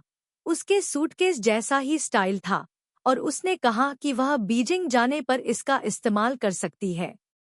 दीनमत इतने सालों तक इस घर में रहे, लेकिन अंत में केवल इतना ही सामान बचा था। यह उजाड़ लग रहा था। चू थान चिल्लाया, तुम कहाँ जा रहे हो? वैसे भी तुम हमेशा के लिए अपने दोस्त के घर पर नहीं रह सकते। अगर तुम वाकई यहाँ नहीं रहना चाहते तो मैं तुम्हारे लिए एक कमरा ढूंढ दूंगा। दिनमत ने उसकी ओर देखा। उसकी आवाज अभी भी पहले की तरह ठंडी थी। कोई जरूरत नहीं, मुझे रहने के लिए जगह मिल गई है। उसने अपना सामान कमरे से बाहर खींच लिया। टिएट चान अभी भी सोफे पर बैठा धूम्रपान कर रहा था, उदास दिख रहा था। पहले टिएट चान घर पर शायद ही कभी धूम्रपान करता था, लेकिन हाल ही में उसे अचानक धूम्रपान की लत लग गई। दीनमत को समझ में नहीं आया वह किस बात से परेशान था। उनके नए घर की सजावट शुरू हो चुकी थी। वह अब उनके साथ नहीं रहेगी, इसलिए वह एक कमरे को अध्ययन कक्ष में बदल सकता है। जू जेन और जू निंग के लिए यह एक अच्छी बात होनी चाहिए। जू निंग के बारे में सोचते हुए डिंगमी ने उसे इतने लंबे समय से नहीं देखा था। क्या वह इतने लंबे समय से यात्रा कर रही थी? पीछे मुड़कर देखने पर यह मजेदार था। टिएट निन कितनी देर बाहर गई, इससे उसका कोई लेना देना नहीं था। टिएट चान ने सिगरेट बुझाई, खड़ी हुई, उसकी तरफ देखा और आह भरते हुए बोली, टिएओ मैट, तुम अभी इतनी छोटी हो, तुम कहाँ जा सकती हो? घर पर रहना फिर भी बेहतर है। दिनमत ने उसकी ओर देखा और मुस्कुराया, पिछले कुछ सालों में मुझे पालने के लिए आपका धन्यवाद। मुझे रहने के लिए जगह मिल गई है। आपको नए घर में मेरे लिए एक कमरा छोड़ने की जरूरत नहीं है। मैं शायद अब वापस नहीं आऊंगा। ज्यादा से ज्यादा मैं कुछ समय के लिए टियो बान से मिलने वापस आऊंगा। टियो बान ने उसे अपना सामान घसीटते और खिलौने फेंकते देखा, दौड़कर उसके पास गया और उसका हाथ खींच लिया और फुसफुसाया, बहन, क्या तुम बीजिंग जा रही हो? क्योंकि डिंगमी ने लड़के से कहा था कि वह भविष्य में यूनिवर्सिटी में पढ़ने के लिए बीजिंग जाएगी। जू जियाओ बिन को हमेशा यह बात साफ साफ याद रहती थी। बीजिंग। डिंगमी नीचे झुकी और लड़के के सिर को सहलाते हुए फुसफुसाते हुए बोली, यह सही है। चू थान ने अपना मुंह ढक लिया। उसकी आंखें आंसुओं से भर गईं जब उसने टिएट चान को देखा।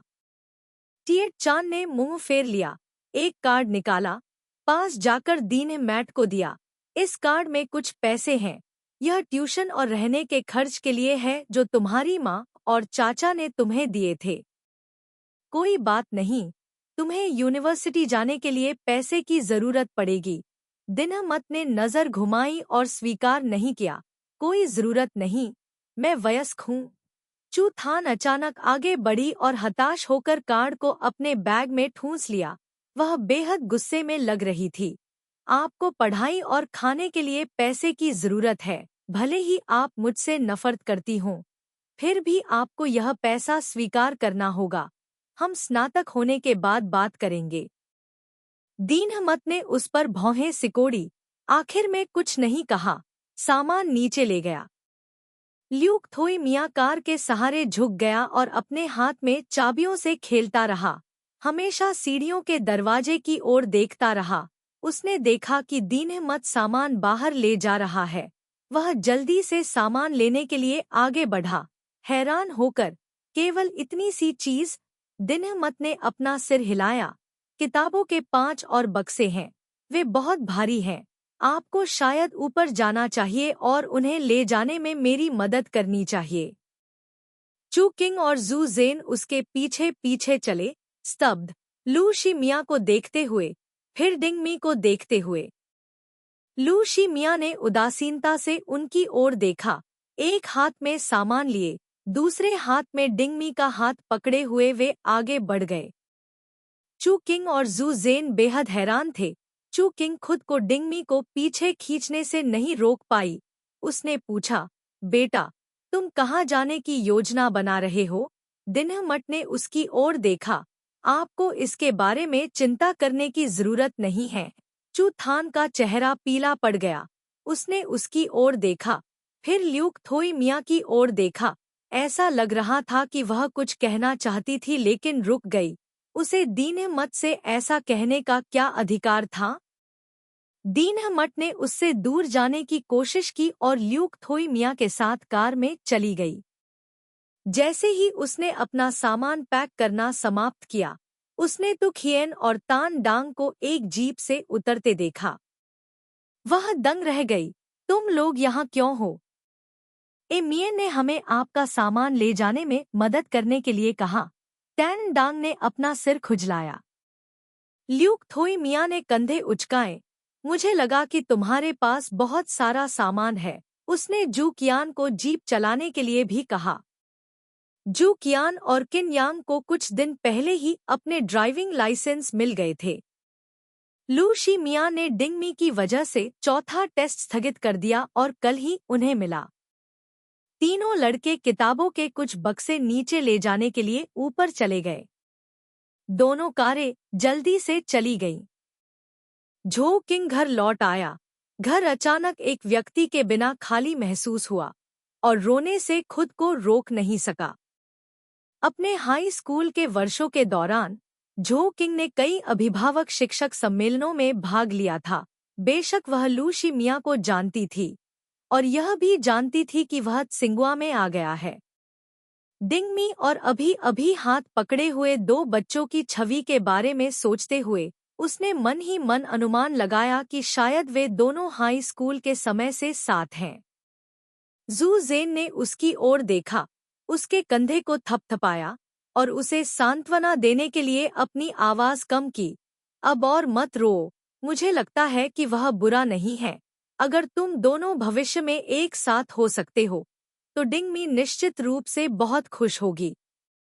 झो किंग को वह दिन याद आया जब डिंगमी ने बीजिंग में विश्वविद्यालय की प्रवेश परीक्षा देने के लिए कहा था और अचानक दुहक में जाग गई। शायद उन दोनों ने एक साथ बीजिंग जाने के लिए अपॉइंटमेंट लिया था। उसने जू जेन को दूर धकेल दिया, उसके चेहरे को अपने आंसुओं में छिपा लिया और रोते हुए डांटा, क्या तुम संतुष्ट हो? दीनमत मुझे इस जीवन में कभी माफ नहीं करेगा। जहां तक उस लड़की टिएट निन्ह की बात है, मैं सोचता था कि वह बस बिगड़ी हुई है, लेकिन मैंने कभी नहीं सोचा था कि वह इतनी दुष्ट मानसिकता वाली होगी। भविष्य में मुझसे यह उम्मीद मत करो कि मैं उसके साथ अच्छा व्यवहार करूंगा। इस दौरान उन दोनों में लगातार बहस होती रही। आज जब जू जेन ने डिंगमी को इस तरह देखा तो उसे दोषी महसूस हुआ और उसने अपना सिर खुजलाया, जबकि झो किंग ने उसे डांटा। डिंगमी ने खिड़की के बाहर से गुजरते दृश्यों को देखा और अतीत के बारे में अब और नहीं सोचने का फैसला किया। उसे खुश होना था। अपनी नजरें हटाते हुए दीनमत ने उस युवक की ओर देखा जो उसके बगल में स्टीयरिंग व्हील को नियंत्रित कर रहा था। उसके हाथ लंबे और साफ थे, स्पष्ट पोर वाले, बेहद खूबसूरत।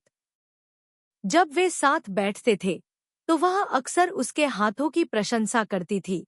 उसे लगता था कि उसके हाथ उसके चेहरे की तरह ही खूबसूरत हैं। आज तुम्हारा पहला दिन है गाड़ी चलाने का और मैं इसमें बैठने की हिम्मत करता हूँ। मैं गारंटी देता हूँ कि यह सच्चा प्यार है। पहले दिन जब ल्यूक थोई मियाँ गाड़ी चला रहा था और यहाँ तक कि उसे भी चला रहा था, उसने ध्यान से सड़क का निरीक्षण किया। उसे देखने के लिए अपना सिर नहीं घुमाया और अपने होठों को सिकोड़ते हुए कहा, हाँ, मैं 800 साल पहले से ही आपके सच्चे प्यार को जानता था। दिनमट शर्मा गया और बुदबुदाया, ल्यूक थोई मियाँ, तुम्हारी त्वचा मोटी और मोटी होती जा रही है। वह धीरे से मुस्कुराते हुए अपनी भौहों को रगड़ने के लिए अपना हाथ ऊपर उठाया। डिंगमी लू शी मियाँ के अपार्टमेंट में रुकी। डिंगमी ने उससे पूछा, क्या तुम्हारे पिता और भाई को पता है? ल्यूक थोई मियाँ ने उसकी ओर देखा। जानते हो क्या? दिनमत ने अपना हाथ उसकी गर्दन के चारों ओर डाला, अपना सिर ऊपर उठाया और खुशी से मुस्कुराया। तुम एक सुनहरे घर में छिपी हुई सुंदरता हो। लू शी मियाँ ने खुशी से उसकी कमर को गले लगाया, अपना सिर नीचे किया और उसे चूमा। बस इसी तरह सुनहरे घर ने 1 साल से ज्यादा समय तक उसकी खूबसूरती को छुपाया। उसके बाद के सालों में लू शी मियाँ को कभी कभी उसके चेहरे पर वो भाव याद आते थे जब वो ये शब्द कहती थी। अक्सर सोचता था, काश वो उसे अपनी बाकी जिंदगी के लिए उससे छुपा पाता, कितना अच्छा होता। अंत में डिंगमी फिर भी यूनिवर्सिटी में पढ़ने के लिए दक्षिण चली गई। लू शी मियाँ उससे पहले स्कूल में दाखिल हो गए। उसे स्कूल ले जाने में असमर्थ डिंगमी ने अकेले ही ट्रेन पकड़ी, जीवन की एक अलग यात्रा शुरू की। ट्रेन स्टेशन पर नए छात्रों का स्वागत करने वाले सीनियर्स से मिलते हुए सीनियर्स ने उत्साह से उसके हाथों से सामान लिया, उसका नाम पूछा, कौन सा विभाग है। फिर उसे एक बड़ी पैसेंजर कार में ले गए। स्कूल जाने से पहले सभी के इकट्ठा होने का इंतजार किया। कार से उतरने के बाद डिंगमी स्कूल के गेट के सामने खड़ी हो गई, विचलित, अचानक फूट फूट कर रोने लगी। उसका स्वागत करने वाले सीनियर्स चौंक गए। जल्दी से पूछा, तुम्हें क्या हो गया है? क्या तुम्हें घर की याद नहीं आती?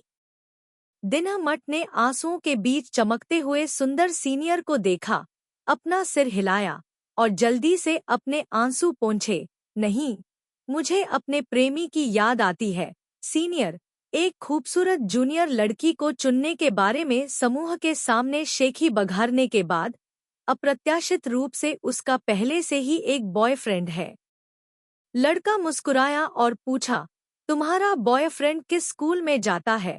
थाना हुआ। यह कहते हुए उसे बहुत गर्व महसूस हुआ।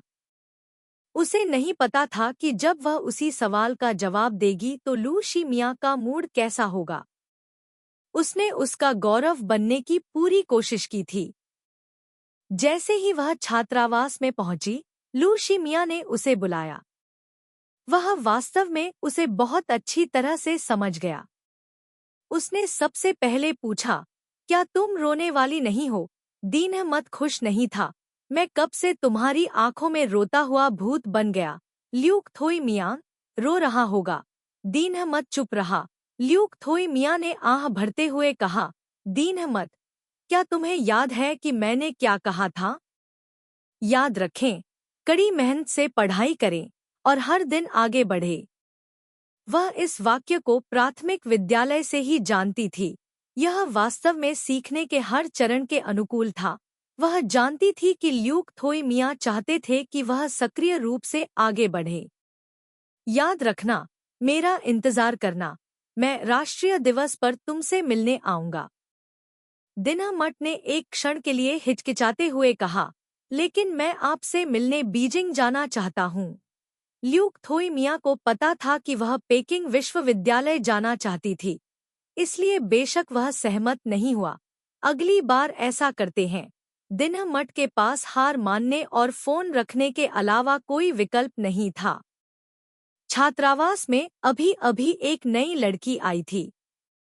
उसे अपना फोन बंद करते देख उसने उत्साहपूर्वक उसका अभिवादन किया। नमस्ते, मैं लियू शियाओ हूँ, एक स्थानीय अब से हम रूममेट रहेंगे। अगर तुम्हें कुछ समझ में नहीं आ रहा है तो मुझसे पूछो। मुझे खाने और मौज मस्ती करने के लिए सभी अच्छी जगहें पता है। दिनहमत ने मुस्कुराते हुए कहा, धन्यवाद, मैं दिनहमत हूँ। आइए भविष्य में एक दूसरे का ख्याल रखें। लियू शियाओ ने उदारतापूर्वक कहा, बेशक, यह मेरा क्षेत्र है। दो अन्य दोस्तों का भी एक के बाद एक तबादला हो गया। दोनों का व्यक्तित्व अच्छा था। दिनहमत ने राहत की सांस ली। शाम के समय ल्यूक थोई मिया ने छात्रावास के बारे में पूछने के लिए फोन किया। दिनहमैट ने फुसफुसाते हुए कहा, मेरे सभी रूममेट्स के साथ घुलना मिलना बहुत आसान है। चिंता मत करो, मैं कोई बच्चा नहीं हूँ। ल्यूक थोई मिया वास्तव में उसके बारे में चिंतित थे। वह धीरे से मुस्कुराए। यह अच्छी बात है। तभी दिनहमत ने उससे पूछा, क्या तुम्हारा रूममेट अच्छा है? वह जानती थी कि उसे और टू खिएन को एक ही कमरे में रखा गया था और वहां दो अन्य पुरुष छात्र भी थे, लेकिन वह नहीं जानती थी कि वे किस तरह के लोग थे। बहुत बढ़िया। लड़कों के छात्रावास में गणनाओं की ज्यादा परवाह नहीं की जाती। लू शी मियाँ बात कर रहे थे। तभी दरवाजा खुला और उनके रूममेट झांग वेई और वेई टोंग अंदर आए। झांग वेई ने फलों और किराने का सामान का एक बैग उठाया। यह देखकर कि लू शी मियाँ फोन पर थे, उन्होंने किराने का सामान सीधे उनकी डेस्क पर रख दिया। जू कियान कपड़े टांगने से वापस आया और उन्हें लंबे समय तक देखने के बाद उसे इसकी आदत हो गई। वहां एक महिला छात्रा भी थी जिसने लू शी मियाँ को खाना दिया। दिंगमी ने जू निंग के साथ बिताए सालों के बारे में सोचा और उसे यह स्वीकार करना पड़ा कि लड़कियों का दिमाग वाकई काफी जटिल होता है और उनके साथ तालमेल बिठाना मुश्किल होता है। उसने मुंह बनाया, ठीक है, तुमने जो कहा वह सही है, लेकिन मेरी रूममेट वाकई अच्छी है। ल्यूक थोई मियाँ मुस्कुराए और अपना फोन बालकनी में ले गए। 20 मिनट बाद वेई टोंग ने उत्सुकता से पूछा, मिस्टर मियाँ किससे बात कर रहे थे? इतनी देर से दलिया पका रही हो और इतनी कोमलता से। गर्लफ्रेंड? तू खियन ने बिना जवाब दिए हल्के से मुस्कुराया। ल्यूक थोई मियाँ ने फोन रख दिया था और अंदर चले गए थे। ट्रुओंगवी ने उनकी मेज पर रखी चीजों के ढेर की ओर इशारा किया। विभाग की सुंदरी ने मुझे उन्हें आपके लिए वापस लाने के लिए कहा। उन्होंने अभी अभी सैन्य प्रशिक्षण पूरा किया था। ल्यूक थोई मियाँ तब से प्रसिद्ध हो गए थे। स्कूल में प्रवेश करने के कुछ समय बाद ही उनके पीछे महिला छात्राएं पड़ गईं, जिनमें कंप्यूटर विज्ञान विभाग की सौंदर्य रानी भी शामिल थी। लू शी मियाँ ने मेज पर रखी चीजों के ढेर पर नजर डाली और थोड़ा भौहें सिकोड़ी। यह देखकर झांग वेई ने तुरंत उन्हें अपनी डेस्क पर वापस रख दिया, अपना सिर खुजलाया और मुस्कुराई। स्कूल की सुंदरी ने मुझसे मदद करने के लिए कहा। मेरे लिए एक सुंदरी को मना करना सुविधाजनक नहीं है। लू शी मियाँ ने एक कुर्सी खींची और बैठ गईं। उसकी तरफ देखा और हल्के से मुस्कुराई। अगली बार अगर कोई तुमसे पूछे तो बस उन्हें बता देना कि मेरी एक गर्लफ्रेंड है। ट्रुओंगवी, वेई टोंग, भाड़ में जाओ। क्या आपकी कोई प्रेमिका है? ठीक नहीं। ल्यूक थोई मियाँ की शक्ल सूरत को देखते हुए, गर्लफ्रेंड होना बहुत सामान्य बात है, गर्लफ्रेंड न होना अजीब होगा। उन्होंने सवाल बदल दिया, आपकी गर्लफ्रेंड किस स्कूल में जाती है? क्या आप बीजिंग में हैं? ट्रुओंगवी ने भी प्रतिक्रिया व्यक्त की, जो गपशप करने के लिए एकत्र हुए थे। यह सही है, बीजिंग में। हम उन्हें एक दूसरे को जानने के लिए रात्रि भोज के लिए उनके छात्रावास में आमंत्रित कर सकते हैं। ल्यूक थोई मियाँ, नहीं, अफसोस की बात है। ट्रुओंगवी ने आह भरी, सोचा कि वह किसी से मिल सकता है। उसने तू खिएन की ओर देखा। भाई खिएन, क्या तुम्हारी कोई गर्लफ्रेंड है? तू खिएन मंद मंद मुस्कुराया। हाँ, अमेरिका में। ट्रुओंगवी, अरे, तुम लोग सबको जल्दी प्यार हो गया। ल्यूक थोई मियाँ उदासीनता से मुस्कुराए, कुछ नहीं कहा। तू खिएन को देखा, क्या आप खाना खाने जाना चाहते हैं? तू खिएन ने सिर हिलाया और दोनों साथ साथ खाना खाने चले गए। वेई जोंग ने वास्तविकता को स्वीकार करते हुए झांग वेई के कंधे को थपथपाया। बस कोशिश करो, देर सवेर तुम्हारी एक गर्लफ्रेंड होगी। अक्टूबर के मध्य में डिंगमी ने अपनी सैन्य ट्रेनिंग पूरी कर ली और आधिकारिक तौर पर स्कूल जाना शुरू कर दिया। यह बस ऐसे ही था, क्लास जाना, खाना, पढ़ना और सोना। हर दिन सामान्य और उबाऊ था। हालांकि डिंगमी की मुलाकात पत्रकारिता विभाग के एक पुराने दोस्त से हुई, जिनमें से एक हान जियाओ था। वे दोनों साथ में खाना खाने गए। हान जियाओ को पहले से ही पता था कि वह और लू शिमिया साथ हैं, और उसने अपनी आंखें घुमाईं। डिंगमी, क्या तुम लू शिमिया को प्रेम पत्र पहुंचाने में मेरी मदद करोगी या नहीं? दिनमट ने हंसते हुए कहा, हाँ, इसी वजह से वह लंबे समय तक मुझसे नाराज रहे। यह स्पष्टतः पिछले वर्ष की ही बात है, लेकिन ऐसा लगता है कि बहुत समय पहले की बात है। दिनमट जानती थी कि उसकी हालत ठीक नहीं है और उसका दिल बेचैन है, लेकिन उसने खुद को ढालने की पूरी कोशिश की। राष्ट्रीय दिवस की छुट्टी के दौरान ल्यूक थोई मिया उसके शहर आए। 1 महीने से ज्यादा समय तक एक दूसरे से न मिलने के बाद दिनमैट ने उसे देखते ही गले लगा लिया। ल्यूक थोई मिया ने सामान न उठाने वाले हाथ से उसकी कमर को गले लगाया, अपना सिर झुकाया और मुस्कुराया, इतना भावुक। बिल्कुल, दिनमट निश्चित रूप से उसे नहीं बताएगी। वह पिछले 1 महीने से खुद को सहारा देने के लिए इसी प्रत्याशा पर निर्भर थी। ल्यूक थोई मिया ने उसके बालों को सहलाया। चलो चलें। दिनमट ने अपना बैग पहना और उसकी ओर देखा। मैं भी सामान लाई हूँ। क्या मैं आज रात तुम्हारे साथ रुक सकती हूँ? ल्यूक थोई मिया को पता था कि उसका कमरा खाली है, इसलिए बेशक वह उसे अकेले छात्रावास में वापस नहीं जाने देगा। जब वह कमरा किराए पर लेने गया, तो होटल के कर्मचारी ने पूछा, नमस्ते सर और मैडम, आपको किस तरह का कमरा चाहिए? दिनमट ने होटल के पोस्टर को घूरते हुए चुपचाप ल्यूक थोई मिया की आस्तीन खींची और उसे दिखाया। उसने डबल रूम की ओर इशारा किया। केवल एक किंग साइज बेड वाला कमरा। मैंने बहुत देर तक खोज की, लेकिन इस तरह के कमरे का वर्णन करने का कोई सरल तरीका नहीं मिल पाया, इसलिए मैं इसे बस एक सामान्य नाम दूंगा और समझाऊंगा। लू शिमिया ने उसे देखने के लिए अपना सिर नीचे किया, अपनी आंखें सिकोड़ ली। डिंगमी ने अपना सिर दूसरी तरफ देखने के लिए घुमाया। कुछ सेकंड बाद उसने लू शिमिया को यह कहते हुए सुना, डबल रूम, 2 कमरे। दिनमत, उसे 2 लोगों के लिए कमरे की जरूरत थी, प्रत्येक व्यक्ति के लिए कमरे की नहीं। आप अकेले डबल रूम में क्यों सो रहे हैं? काउंटर स्टाफ ने तुरंत कहा, क्षमा करें, केवल एक डबल रूम बचा है। ल्यूक थोई मिया 2 सेकंड के लिए चुप रहे, फिर ठंडे स्वर में जवाब दिया, फिर एक कमरा।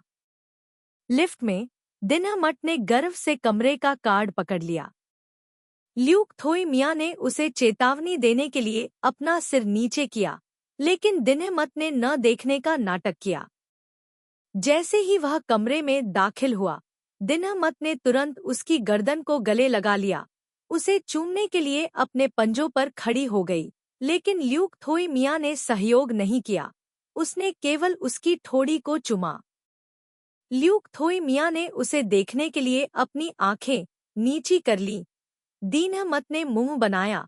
ल्यूक थोई मिया, अपना सिर नीचे करो। ल्यूक थोई मिया ने धीरे से हंसते हुए अपना सामान नीचे रखा, उसकी कमर पकड़ी और उसे चूमने के लिए दरवाजे के सामने दबा दिया। वॉल्यूम 35, डिंग जो एमआई एंडर, चिकनी और नरम।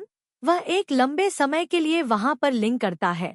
अंत में अभी भी यह नहीं है कि वह नहीं चाहता है, लेकिन वह डरता है कि यह उलट नहीं हो सकता है। मैं मिया उस लड़की को खींचता हूँ जो कसकर उसकी गर्दन के चारों ओर लपेटी जाती है, उसके बालों को रगड़ता है, आधा मुस्कुराते हुए, उसे देखते हुए। क्या यह काफी है? डिंगमी ने शर्माते हुए सिर हिलाया। बस उसकी प्रेम पीड़ा दूर करने के लिए अभी के लिए एक चुंबन ही काफी था, वैसे भी वह 6 दिनों के लिए यहाँ रहेगा। लू शी मियाँ अपना सामान उठाने के लिए नीचे झुका। डिंगमी उसके पीछे गया। बड़े सफेद बिस्तर को देखकर उसके कान तुरंत लाल हो गए। लू शी मियाँ ने अपना सिर उसकी ओर घुमाया, मजाक करते हुए, तुमने जो डबल रूम मांगा था, क्या तुम संतुष्ट हो? दिनमट शर्मा गया और जिद्दी होकर बोला, बहुत संतुष्ट, इतना संतुष्ट कि मैं मर सकता हूँ। लू शी मियाँ मुस्कुराए और अपना सिर हिलाया, अपने कपड़े लिए और बाथरूम में चले गए। डिंगमी ने उनका पीछा किया जब तक कि वह उन्हें देख नहीं पाए। उसने कमरे में चारों ओर नजर घुमाई और बेडसाइड टेबल पर एक छोटा सा बॉक्स देखा। लू शी मियाँ के धैर्य और संयम के बारे में सोचते हुए उसने हिम्मत करके बॉक्स उठाया और उसे देखने के लिए बिस्तर के किनारे पर बैठ गई। जितना ज्यादा वह देखती, उसका चेहरा उतना ही लाल होता जाता। बाथरूम का दरवाजा खुला। डिंगमी ने जल्दी से सामान वापस उनकी मूल जगह पर रख दिया और खुद को बिस्तर पर फेंक दिया। लू शी मियाँ ने अपने बाल पोंछे और उलझन में उसकी ओर देखा। डिंगमी, तुम क्या कर रही हो? दिनमट ने पलटकर उसकी ओर देखा। ल्यूक थोई मियाँ, मैं देख रहा हूँ कि तुम पहले से अधिक काले हो गए हो। लू शी मियाँ आमतौर पर फुटबॉल खेलते थे। उनकी त्वचा बहुत गोरी नहीं थी, लेकिन यह काली भी नहीं थी। आखिरकार, जब वह स्कूल जाते थे तो वह ज्यादातर क्लास में ही घूमते रहते थे और खुद को कहीं और उजागर नहीं कर सकते थे। अब वह इतने काले हो गए थे, उनकी त्वचा थोड़ी गेहुए रंग की थी। मुझे नहीं पता कि यह इस वजह से था या नहीं, लेकिन वह 1 महीने पहले की तुलना में बहुत अधिक परिपक्व दिख रहे थे। एक आदमी के स्वभाव और शरीर को उजागर कर रहे थे। उनका ठंडा और स्थिर रूप और भी अधिक प्रमुख और आकर्षक था। क्या आप सैन्य प्रशिक्षण से काले नहीं हो सकते? ल्यूक थोई मियाँ को त्वचा के रंग की बिल्कुल भी परवाह नहीं थी। गर्मियों में फुटबॉल खेलने से उनका रंग सांवला हो जाता था, लेकिन सर्दियों में फिर से सफेद हो जाता था। उसने तौलिया फेंक दिया। उठो, चलो खाना खाते हैं। दिनमट जल्दी से उठ खड़ा हुआ। क्या तुमने अभी तक विमान में खाना नहीं खाया? रात के खाने का समय हो चुका था। उसने सोचा कि उसने विमान में खाना खा लिया है। ल्यूक थोई मियाँ ने अपना सिर नीचे किया और उसकी ओर देखा। क्या तुमने खाना खा लिया है? दिनमट अजीब ढंग से मुस्कुराया। मैंने सैंडविच खाया। ल्यूक थोई मियाँ ने भौहें सिकोड़ते हुए कहा। क्या आप हमेशा रात का खाना इसी तरह से खाते हैं? नहीं, मैं आमतौर पर अपने दोस्तों के साथ बाहर खाना खाने जाता हूँ, लेकिन आज सुबह वे सब घर चले गए। मैं अपने कमरे से अकेला नहीं निकला। क्या तुम्हें नहीं पता कि मेरा इंतजार करो और फिर खाना खाओ? ल्यूक थोई मियाँ ने अप्रसन्न होकर पूछा। मुझे लगा कि आपने विमान में खाना खाया होगा। दिनमात ने शांति बनाने के लिए मुस्कुराते हुए उसका हाथ पकड़ने की पहल की। चलो, युवा स्वामी, मैं आपको अभी खाने के लिए ले चलता हूँ। लू शी मियाँ असहाय थी। पिछले 1 महीने से डिंगमी ने मुश्किल से ही स्कूल छोड़ा था और वह अभी भी इस शहर से उतनी ही अनजान थी जितनी पहले थी। वह नहीं चाहती थी कि लू शी मियाँ को पता चले, इसलिए उसने लियू शियाओ को फोन किया। मैं अपने रूममेट से पूछूंगी कि खाने के लिए कोई अच्छी जगह कहाँ है। साथ ही वह थोड़ी निराश भी थी। उसने पहले से योजना क्यों नहीं बनाई? वह पहले ऐसी नहीं थी। लियू शियाओ बहुत उत्साहित थी। यह स्वादिष्ट है। अब आप लोग कहाँ हैं? दिनमट ने कहा। टाइम स्क्वायर पास ही है। अरे, मैं भी यहाँ हूँ। अपने दोस्तों के साथ लाइन में खड़ा हूँ। यह रेस्तरां वाकई बहुत अच्छा है। यहाँ आओ। जितने ज्यादा लोग होंगे उतना अच्छा होगा। दिनमट हिचकिचाई। ल्यूक थोई मियाँ उसके करीब झुके ताकि वह सुन सके और उसके कान में कहा, जाओ। सिर्फ मैं ही नहीं, मेरा बॉयफ्रेंड भी है। ठीक है, लियू शियाओ को लंबे समय से पता था कि उसका एक बॉयफ्रेंड है जो सिंघुआ यूनिवर्सिटी में पढ़ रहा है और वह हमेशा से ही उत्सुक थी। लेकिन डिंगमी ने किसी को भी अपनी तस्वीरें दिखाने से साफ मना कर दिया। अब वह इस अवसर को कैसे जाने दे सकती थी? उसने जल्दी से कहा, बेशक यह है। मैं तो प्रार्थना भी नहीं कर सकता। फोन रखते हुए दीने मार्ट ने ल्यूक थोई मिया की ओर देखा और पूछा, क्या आपको अन्य लोगों के साथ टेबल साझा करना पसंद नहीं है? ल्यूक थोई मिया ने उसके सिर पर थपथपाते हुए कहा, चलो देखते हैं, तुम्हारा रूममेट कैसा है? डिंगमी को अचानक समझ में आ गया। लू शी मिया ने कहा कि वह उससे मिलना चाहता है। सिर्फ उससे ही नहीं, वह उसकी रहने की स्थिति को भी समझना चाहता है। जाहिर है, वह संतुष्ट नहीं था। डिंगमी थोड़ा घबरा गई। लू शी मिया पहले ही दरवाजे पर पहुंच चुकी थी।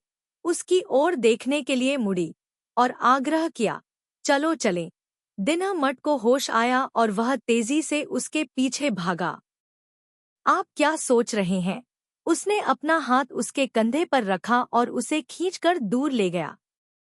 मुझे ऐसा लग रहा है जैसे आप कोई अभिभावक हैं जो मेरा हालचाल जानने के लिए आ रहे हैं, उसने ईमानदारी से जवाब दिया।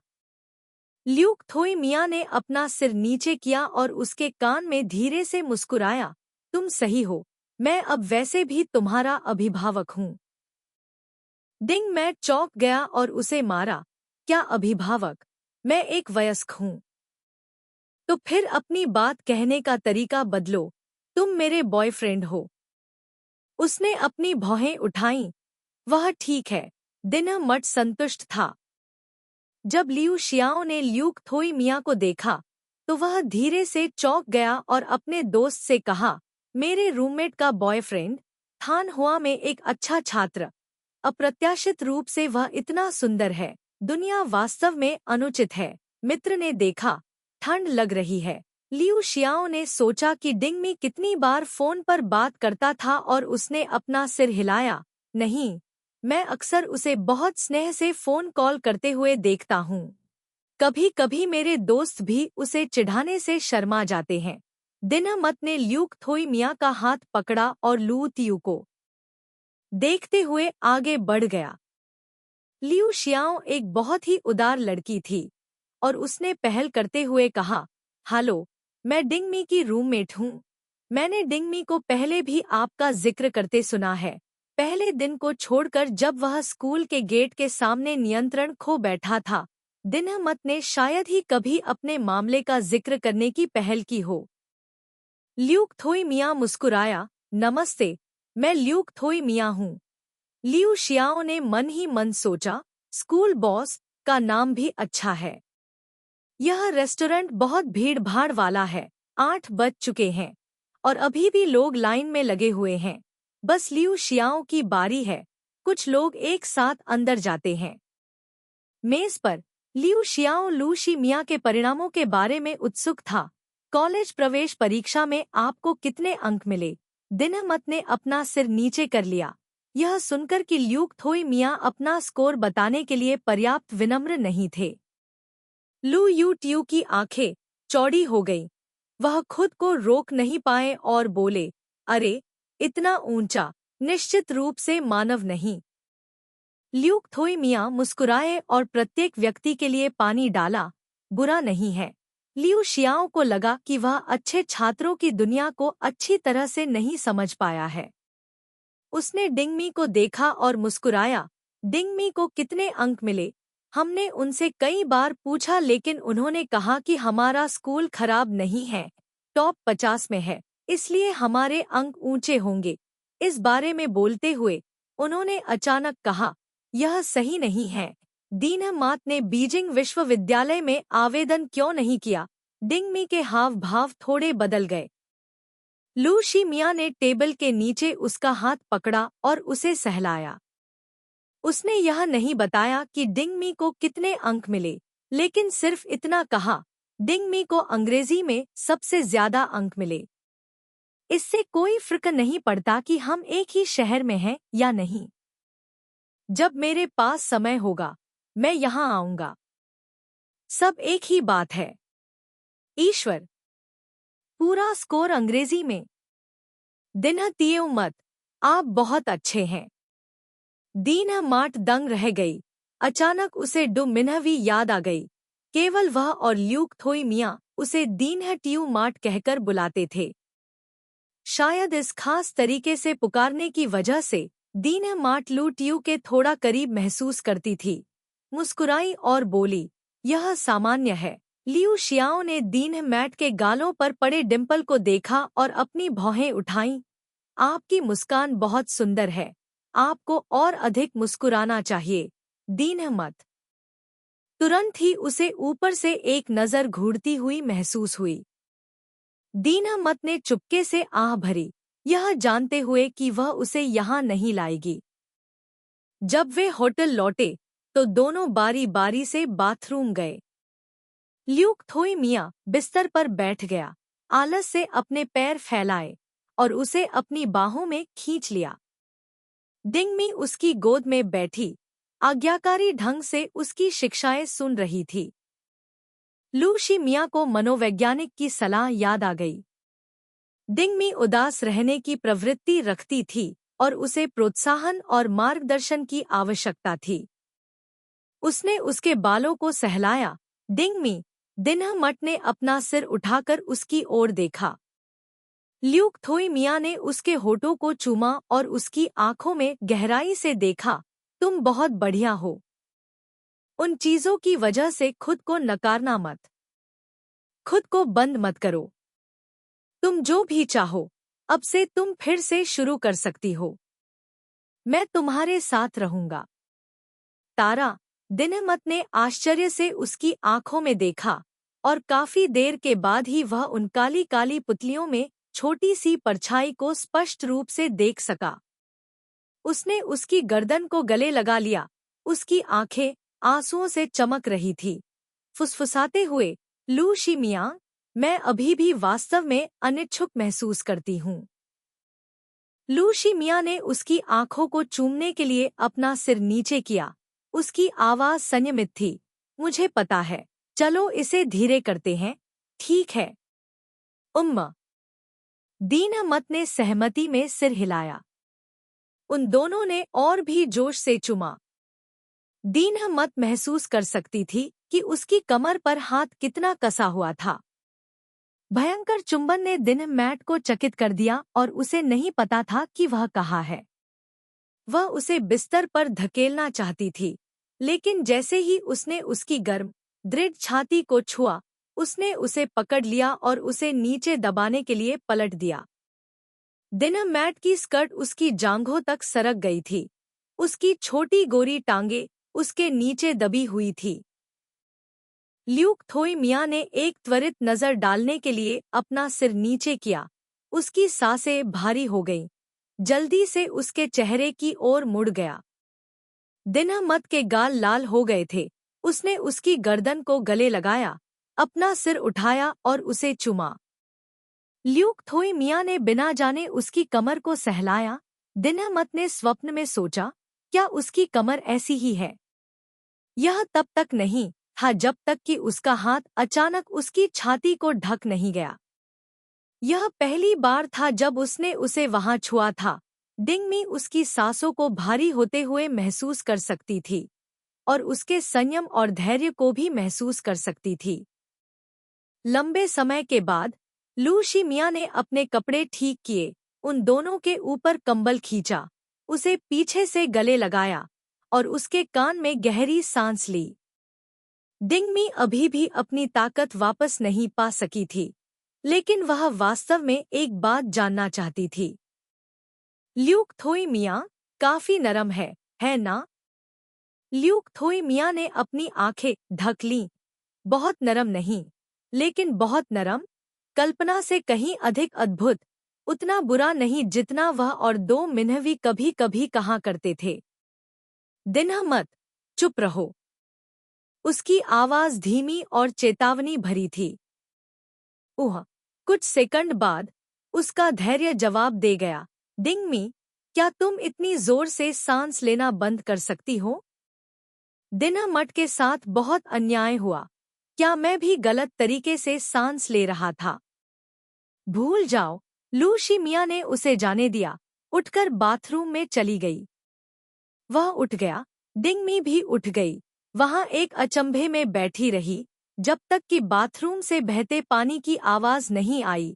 उसने अनुमान लगाया कि वह एक ठंडा स्नान कर रहा था। लू शिमिया एक ठंडी सांस के साथ बिस्तर पर लौट आई। उसके करीब झुकी नहीं। डिंगमी ने आगे बढ़ने और उसके मजबूत शरीर को गले लगाने की पहल की। उसका शरीर सिकुड़ गया। अजीब बात यह है कि युवक का शरीर कभी न बुझने वाली आग की तरह था, जल्दी से अपनी गर्मी वापस पा रहा था। दोनों ने कुछ देर तक चुंबन किया और डिंगमी पहले सो गई। लू शिमिया अपने जलते हुए गर्म शरीर के साथ फिर से बाथरूम में भाग गया और इस बार लंबे समय के बाद बाहर आया। राष्ट्रीय दिवस की छुट्टी के बाद लियू जियाओ को डिंगमी को अपने साथ हर काम में घसीटना पसंद था। क्लबों में शामिल होना, भाषण देना और यहाँ तक कि डिंगमी की अंग्रेजी उपलब्धियों के बारे में सभी को बताना। डिंगमी ने वाकई बहुत अच्छी अंग्रेजी सीखी। उसके पास समृद्ध शब्दावली, मानक ब्रिटिश और अमेरिकी उच्चारण था और उसकी आवाज भी अच्छी थी। एक बार उसे पत्रकारिता संकाय में एक कार्यक्रम का एमसी भी चुना गया था।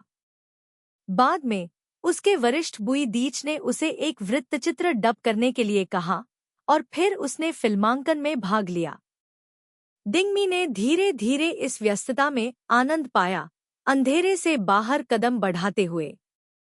लेकिन जब उसने समय समय पर इसके बारे में सोचा तो उसे अभी भी अनिच्छा महसूस हुई। अधिक गहराई से सोचने पर दर्द और गुस्से की भावना अभी भी मौजूद थी, इसलिए उसने कभी भी इसके बारे में बहुत अधिक सोचने की हिम्मत नहीं की।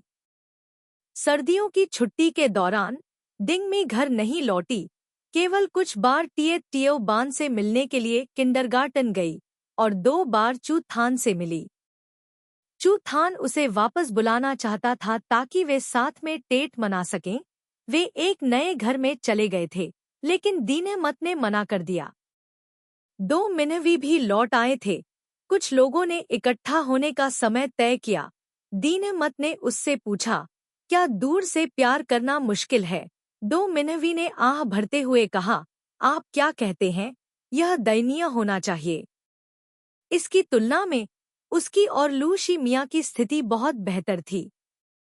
पहली अवधि के दौरान लू शिमिया ने उससे 3 बार मुलाकात की और औसतन यह लगभग 1 महीने में एक बार होता था। एक ऐसे प्यार के लिए जो आधे देश से भी ज्यादा दूर था, एक दूसरे को इस तरह देखना पहले से ही बहुत कुछ था। हर बार जब वे मिलते थे तो वे एक ही बिस्तर पर सोते थे, इसलिए यह अपरिहार्य था कि कुछ गलती से आग लग जाए। डिंगमी को समझ में नहीं आया कि लू शिमिया इतना धैर्यवान क्यों हो सकता है। एक बार जब लू शिमिया ने उसका हाथ खींचकर एक निश्चित स्थान पर रखा, तब तक डिंगमी ने उसे छेड़ने की पहल करने की हिम्मत नहीं की। अपने दूसरे वर्ष की राष्ट्रीय दिवस की छुट्टी के दौरान लू शिमिया उससे मिलने आए और डिंगमी उन्हें लेने के लिए हवाई अड्डे गए। होटल के रास्ते में डिंगमी ने कुछ दिन पहले की कहानी सुनाई। वरिष्ठ बुई ने कहा कि लियू शियाओ और मैं गर्मियों की छुट्टियों के दौरान उनकी कंपनी में सशुल्क इंटर्नशिप कर सकते हैं। क्या आपको लगता है कि मुझे जाना चाहिए?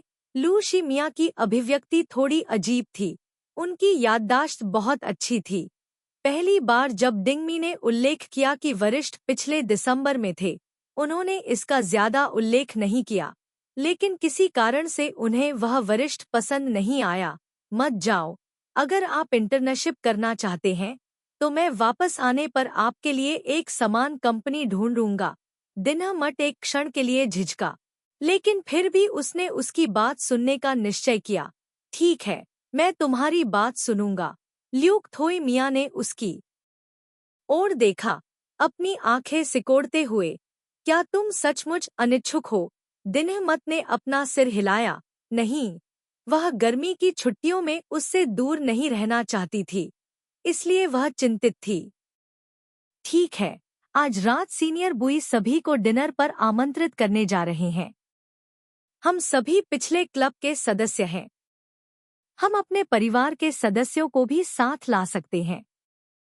चलो साथ चलते हैं। ल्यूक थोई मिया ने उसकी ओर देखा, अचानक अपने होठों को सिकोड़ लिया। ठीक है, मैं उस वरिष्ठ बुई से मिलूंगा। यह स्वर। डिंगमी ने एक नया महाद्वीप खोज लिया था। उसने उसे देखने के लिए अपना सिर घुमाया। उसकी आवाज प्रत्याशा से भर गई। अरे लू शी मिया, क्या तुम्हें जलन हो रही है? ल्यूक थोई मिया ने उसके सिर पर थपथपाया। बकवास। दीन मैट ने अपना सिर उसकी हथेली के नीचे झुकाने की पूरी कोशिश की।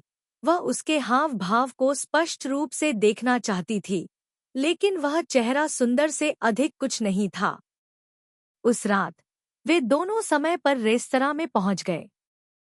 ल्यूक थोई मिया ने उसका हाथ कसकर पकड़ लिया और सबकी ओर देखा।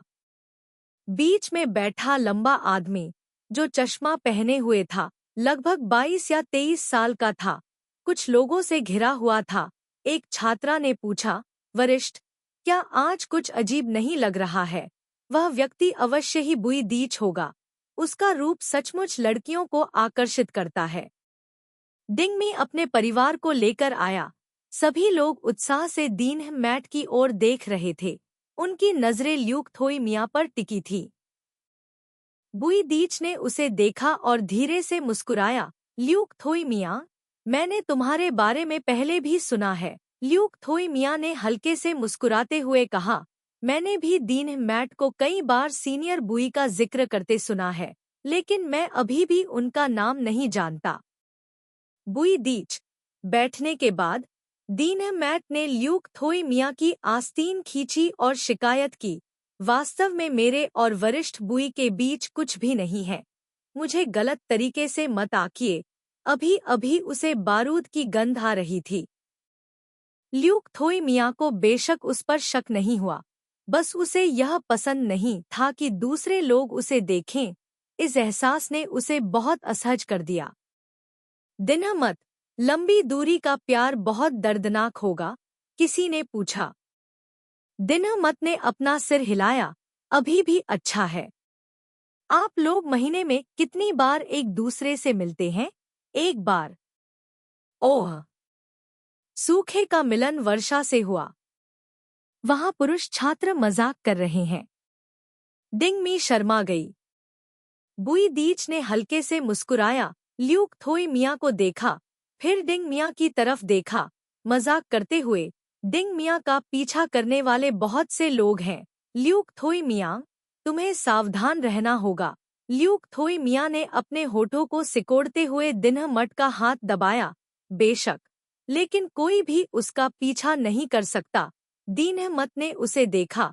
अचानक उसे थोड़ी घबराहट महसूस हुई। पार्टी के बाद किसी ने केटीवी जाने का सुझाव दिया। बुई दीच ने एक कमरा बुक किया। सभी लोग साथ में गाने गए। दीनह मत ज्यादा देर तक नहीं रुकना चाहता था। उसने ल्यूक थोई मिया के कान के पास झुककर कहा, चलो पहले वापस चलते हैं।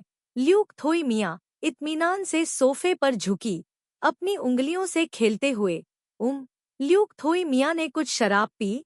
जब वह जाने वाला था तो वह बाथरूम में गया और देखा कि बुई दीच दालान में धूम्रपान कर रही थी। बुई डिच ने उसे सिगरेट का एक पैकेट दिया और मुस्कुराते हुए कहा, एक सिगरेट चाहिए? ल्यूक थोई मिया ने सिगरेट के पैकेट पर नजर डाली। कोई जरूरत नहीं।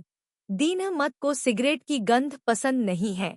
यह वाक्य स्पष्ट रूप से निराधार था, क्योंकि डिंगमी ने ऐसा कभी नहीं कहा था, लेकिन उसने वास्तव में धूम्रपान छोड़ दिया था। बुई दी स्तब्ध रह गई और असहाय होकर मुस्कुराई। लू शी मिया पहले ही पलट कर चले गए थे। डिंगमी ने अपना बैग गायन कक्ष से बाहर निकाला। उसका हाथ पकड़कर मुस्कुराते हुए कहा, चलो चलें। जैसे ही वह कमरे में दाखिल हुई, डिंगमी को लू शी मिया ने तुरंत दरवाजे के सामने दबा दिया। उसने उसकी गर्दन को गले लगाया, उसे चूमने के लिए अपना चेहरा ऊपर उठाया और अपनी आंखें बंद कर ली। लेकिन लंबे समय तक इंतजार करने के बाद भी कोई चुंबन नहीं हुआ। उसने फिर से अपनी आंखें खोली। लू शी मियाँ उसे देख रहे थे, मुस्कुरा रहे थे और मुस्कुराए नहीं। क्या उस वरिष्ठ के साथ तुम्हारा रिश्ता बहुत अच्छा है? दिनमत ने जल्दी से अपना सिर हिलाया, खुद का बचाव करते हुए। नहीं, मैं उसके साथ कभी अकेले बाहर नहीं गया। आम तौर पर सभी लोग एक साथ पार्टियों में जाते हैं। उसने उसे चुपचाप देखा। अरे ल्यूक थोई मियाँ, क्या तुम सच में ईर्ष्या कर रहे हो? थोड़ा आत्मसंतुष्ट महसूस करते हुए उसने अपना सिर उठाया और हंसी। ल्यूक थोई मियाँ ने उसके बालों को बिखेरते हुए कहा, क्या हंसी है? यह बहुत मजेदार है। वह हंसी, उसकी बाहें अभी भी उसकी गर्दन के चारों ओर थीं, उसे चूमने के लिए अपने पंजों पर खड़ी थी। ल्यूक थोई मियाँ ने अपनी आंखें सिकोड़ ली और उसके हाथों को अपने पीछे बंद करने के लिए नीचे खींच लिया, उसे चूमने के लिए झुक गया। पार्टी से पहले उन दोनों के बीच लंबे समय के बाद एक चिंगारी थी और वे नहा भी चुके थे। इस पल ऐसा लग रहा था कि आग फिर से जल गई थी और अभी तक बुझी नहीं थी। ल्यूक थोई मियाँ उसे वापस बिस्तर पर ले गया, उसे नीचे दबाया और अपना चेहरा उसकी गर्दन में दबा दिया। उसने अपनी आंखें बंद की, उसके कान से लेकर कॉलर बोन तक उसे चूमा और चूमते हुए पूछा, दिनमत, क्या अब तुम खुश हो? दिनमात को नहीं पता था कि वह क्या कहना चाह रहा था, लेकिन अब वह बहुत खुश थी। हाँ, ल्यूक थोई मियाँ ने सभी बाधाओं को दूर करते हुए पहले से कहीं अधिक तीव्रता से पूरे रास्ते चूमा। डिंगमी को लगा कि यह बस एक और आकस्मिक आग थी। वह धीरे से चिल्लाई, जब तक कि उसके शरीर पर कपड़ों की आखिरी परत ही नहीं रह गई। उसे लगा कि कुछ गड़बड़ है, वह पहले कभी ऐसा नहीं हुआ था। डिंगमी शर्मा गई और उसने अपनी आंखें चौड़ी कर ली। लू शी मियाँ उस पर झुक गया, उसकी पलकें मुड़ी हुई थीं, उसकी आंखें लाल थीं, अंदर एक ज्वाला छिपी हुई थी। उसने अपना सिर नीचे किया और उसे फिर से चूमा। डिंगमी, क्या तुम दर्द से डरती हो? दिनमत, आखिरकार वह इसे और नहीं रोक सका। दिनमात का चेहरा लाल हो गया। उस मामले के बारे में सोचते हुए वह वास्तव में थोड़ा डर गई थी, लेकिन वह केवल एक पल के लिए हिचकिचाई, तुरंत उसकी गर्दन को कसकर गले लगा लिया और उसी समय अपने पैरों को उसकी कमर के चारों ओर लपेट लिया। डर लग रहा है, लेकिन मैं तैयार हूँ। ल्यूक थोई मियाँ ने लंबे समय तक फोरप्ले किया। दीनमत इस तरह की अंतरंगता में डूबी हुई थी, धीरे धीरे कराह रही थी। जब तक कि उसने उसके होठों को ढक नहीं लिया, उसकी सभी आवाजों को निगल लिया। उसका निचला शरीर धीरे धीरे गीला हो गया। उसने उसे धीरे से सहलाया, अपना सिर नीचे करके उसे देखा। दिनमत ने शर्म से अपना चेहरा दूसरी ओर कर लिया, पीछे सोचते हुए। उसे लगा कि कुछ गड़बड़ है। उसने अपनी आंखें ढक ली। मेरी तरफ मत देखो, मत देखो। वह मुस्कुराया। दीनमत को अभी राहत की सांस लेने का समय भी नहीं मिला था, जब उसने अचानक महसूस किया कि वह उस पर दबाव डाल रहा है। अगले ही पल उसने अचानक अपनी आंखें चौड़ी कर ली। उसका पूरा शरीर अकड़ गया, हिलने की हिम्मत नहीं हो रही थी। लानत है! उसे इतना दर्द हुआ कि वह रो पड़ा। वह उसके ऊपर झुक गया, भौहें सिकोड़कर सहता रहा, उसकी आंखें पोंछता रहा। क्या तुम सच में रो रही हो? दिनमत वास्तव में दर्द में था, कुछ भी कहना नहीं चाहता था, आंसू बहाते हुए उसे मारा। ल्यूक थोई मियाँ पहले ही शुरू हो चुका था, बेशक वह रुकना नहीं चाहता था। उसे चूमने के लिए अपना सिर नीचे किया। सहने की कोशिश करो, ठीक है? मैंने तुमसे कहा था कि मैं रोऊंगा। दिनमत ने उसे फिर मारा, उसकी आंखों से आंसू बहने लगे। यह अंतरंग बंधन जैसे एक साथ जड़ा हुआ था, केवल वह। हिलना मत, उसने उसे रोकते हुए धैर्यपूर्वक कहा। तो फिर हिलना भी मत। दीनमत ने उसे कसकर गले लगा लिया। नहीं, तुम्हें चलना होगा, नहीं तो तुम पागल हो जाओगे। वह मुस्कुराया और बोलना शुरू किया। रात लंबी, कोमल और गर्म थी, जैसे कोई जोशीली हवा गालों को चूम रही हो, जैसे किसी किशोर का दिल जल रहा हो।